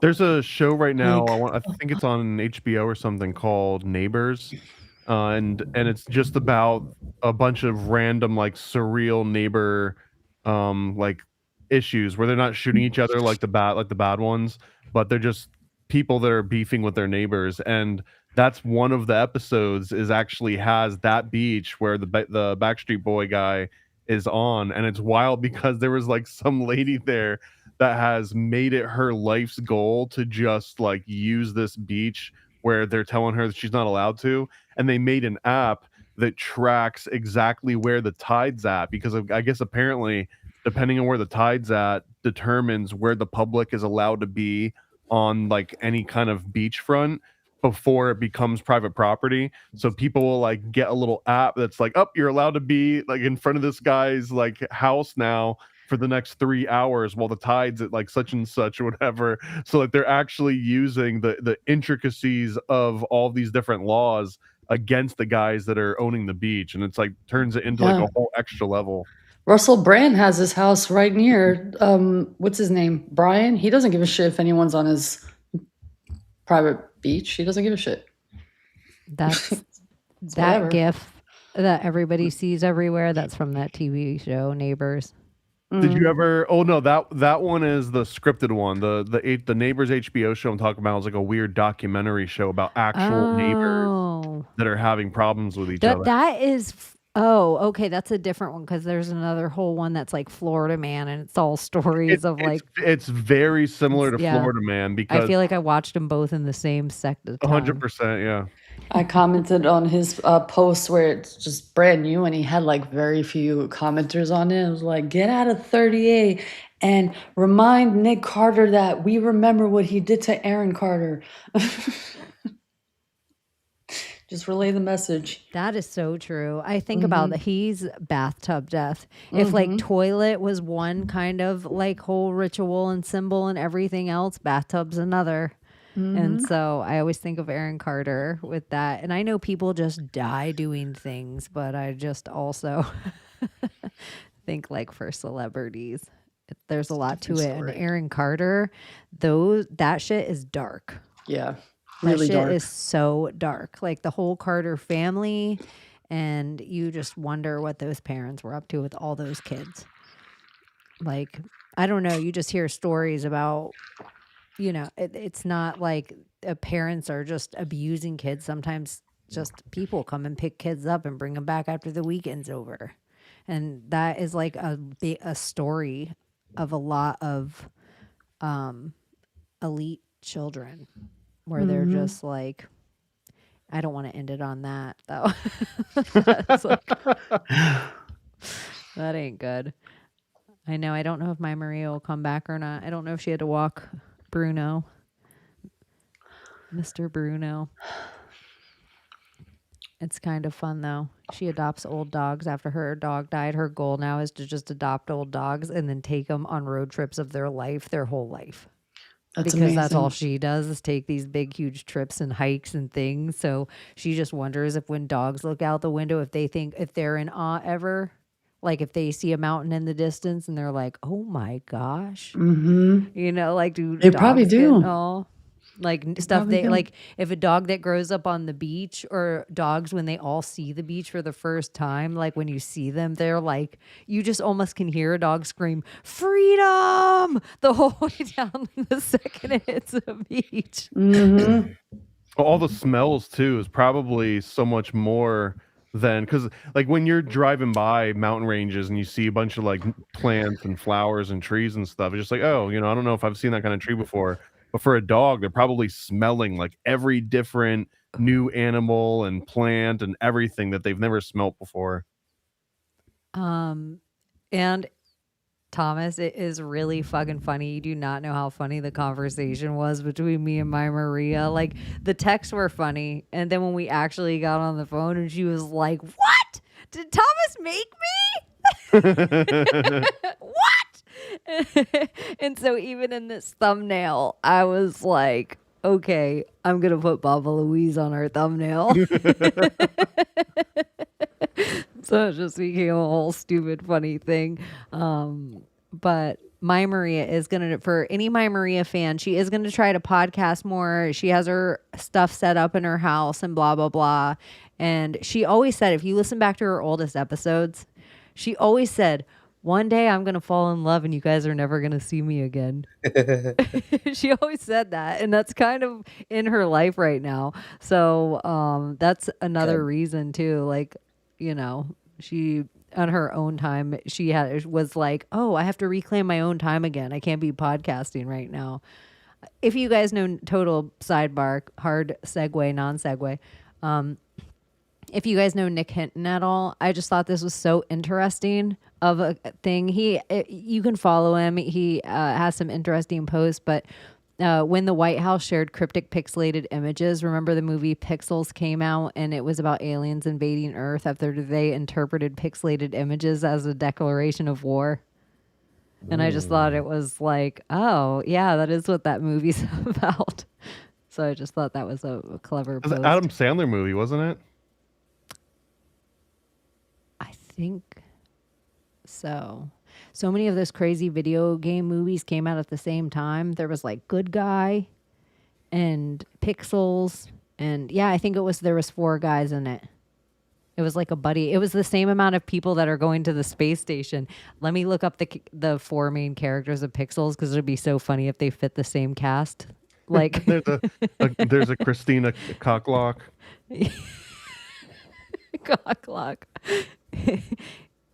Characters. Pixel movie. My brain's turning off. Pew, pew, pew, pew. I feel like, oh my gosh, this is the main characters of Pixels. And I was thinking about for the space station too, Thomas, when you were saying that, like a fat person probably won't ever go to space. I was thinking like, well, wouldn't it behoove them to have like jockeys instead of normal sized people at all? Then they could fit 1 extra person on this whole space station. Yeah. Little people. Yeah, so it's like, but look Pygmies in at space. here's the main characters of Pixels. No. Is that real? Yeah, I swear. So they have a fat person in space. Yeah, they have the fat guy, they have Adam Sandler, the lady, and then the midge. And he is the midge. Like, there is no other midge of this decade. He put everyone else out of business. Yeah, like if you even have a midget written in your movie, or little person written in your movie, you're like, oh, Better have Peter Jensen. do I picture Dinklage in this role? Let me change this lady to a man so Dinklage can play it. But Pixels. Anyways, anything else, you guys, before we Good Friday? Now it's 4/4. Yeah, no, my brain is shot. Spring break, Passover. You know. It's a fucking movie. We have Atlanta in town. Thomas, do you have anything fun going on this week? I do, actually. In addition to the Chaos Twins project, I'll announce that once we've got it ready. Like everything's good to go. Now we just got to. I just got to coordinate with Sam on when we're going to launch it. But the one that I'm going to be running solo is my next Paranoid pamphlet, which is at satanicpaniccomic.com, and it breaks down the Satanic Panic of the 80s and 90s, and it traces it back through the 70s, 60s, 50s, 1850s, all the way to like the 1650s of like the origins of the first and kind of what I would say is like an ever growing constant satanic panic that's always been here. It didn't just happen in the 80s and 90s. It's always been here, and it just kind of goes through different phases.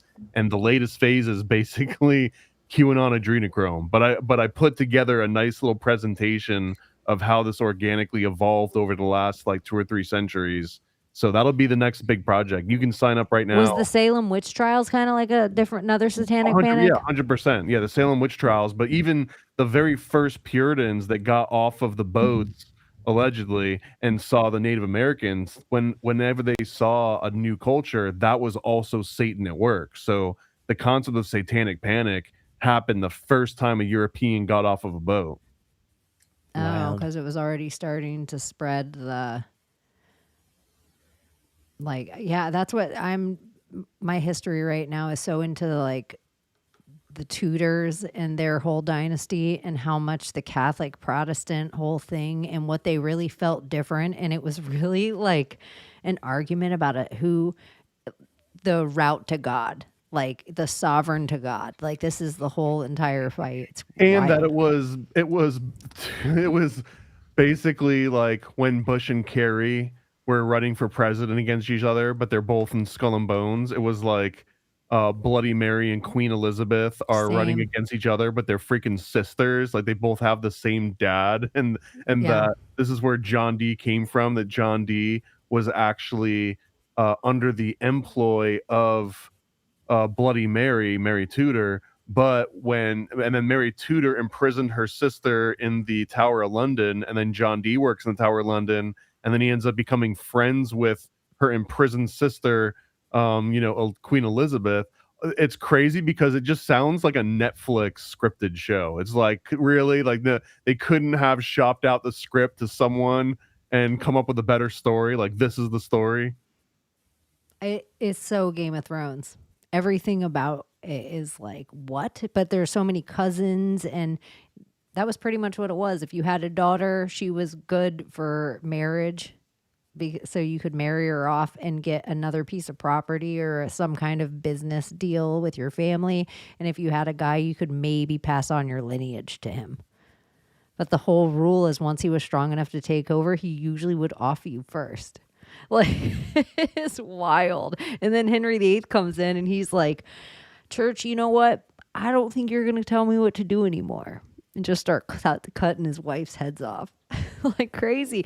And he has other kids. I don't know. It's a nutty thing, but the whole reason I've been so into it is because with the Vatican and the royals, that idea of Israel and New Israel has been around so much longer, like hundreds and hundreds of years longer than just that. That creating the Holy Roman Empire again, that was a whole original. They were like, we're going to create this from the Bible. And so it's just so crazy.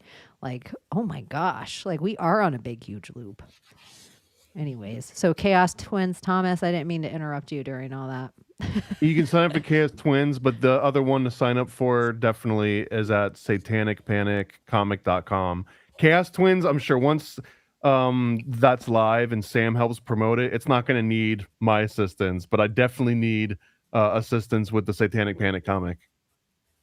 I am excited, and I'm excited. I want to talk about Mary Poppins next week a little. All right. All right, you guys, we love you so much.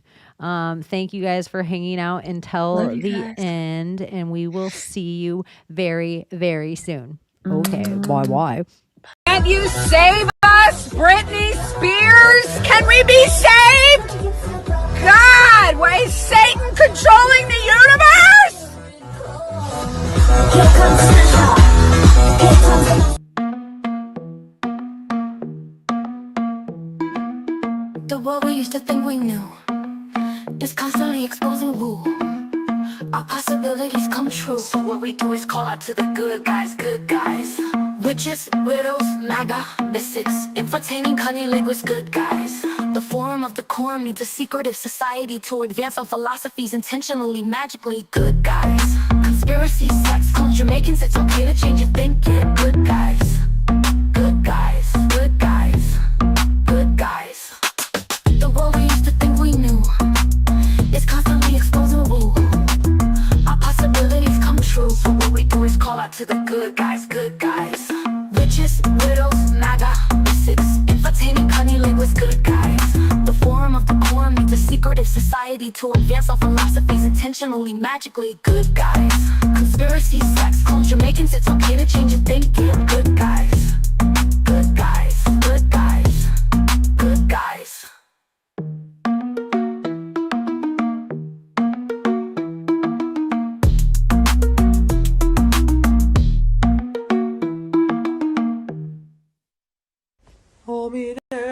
You want the bamba? You want to cheer with the big boys? Some of the move kitty kitty with the herb to cut the other map and the drug cup. Ah, hey, let me see how the thing goes.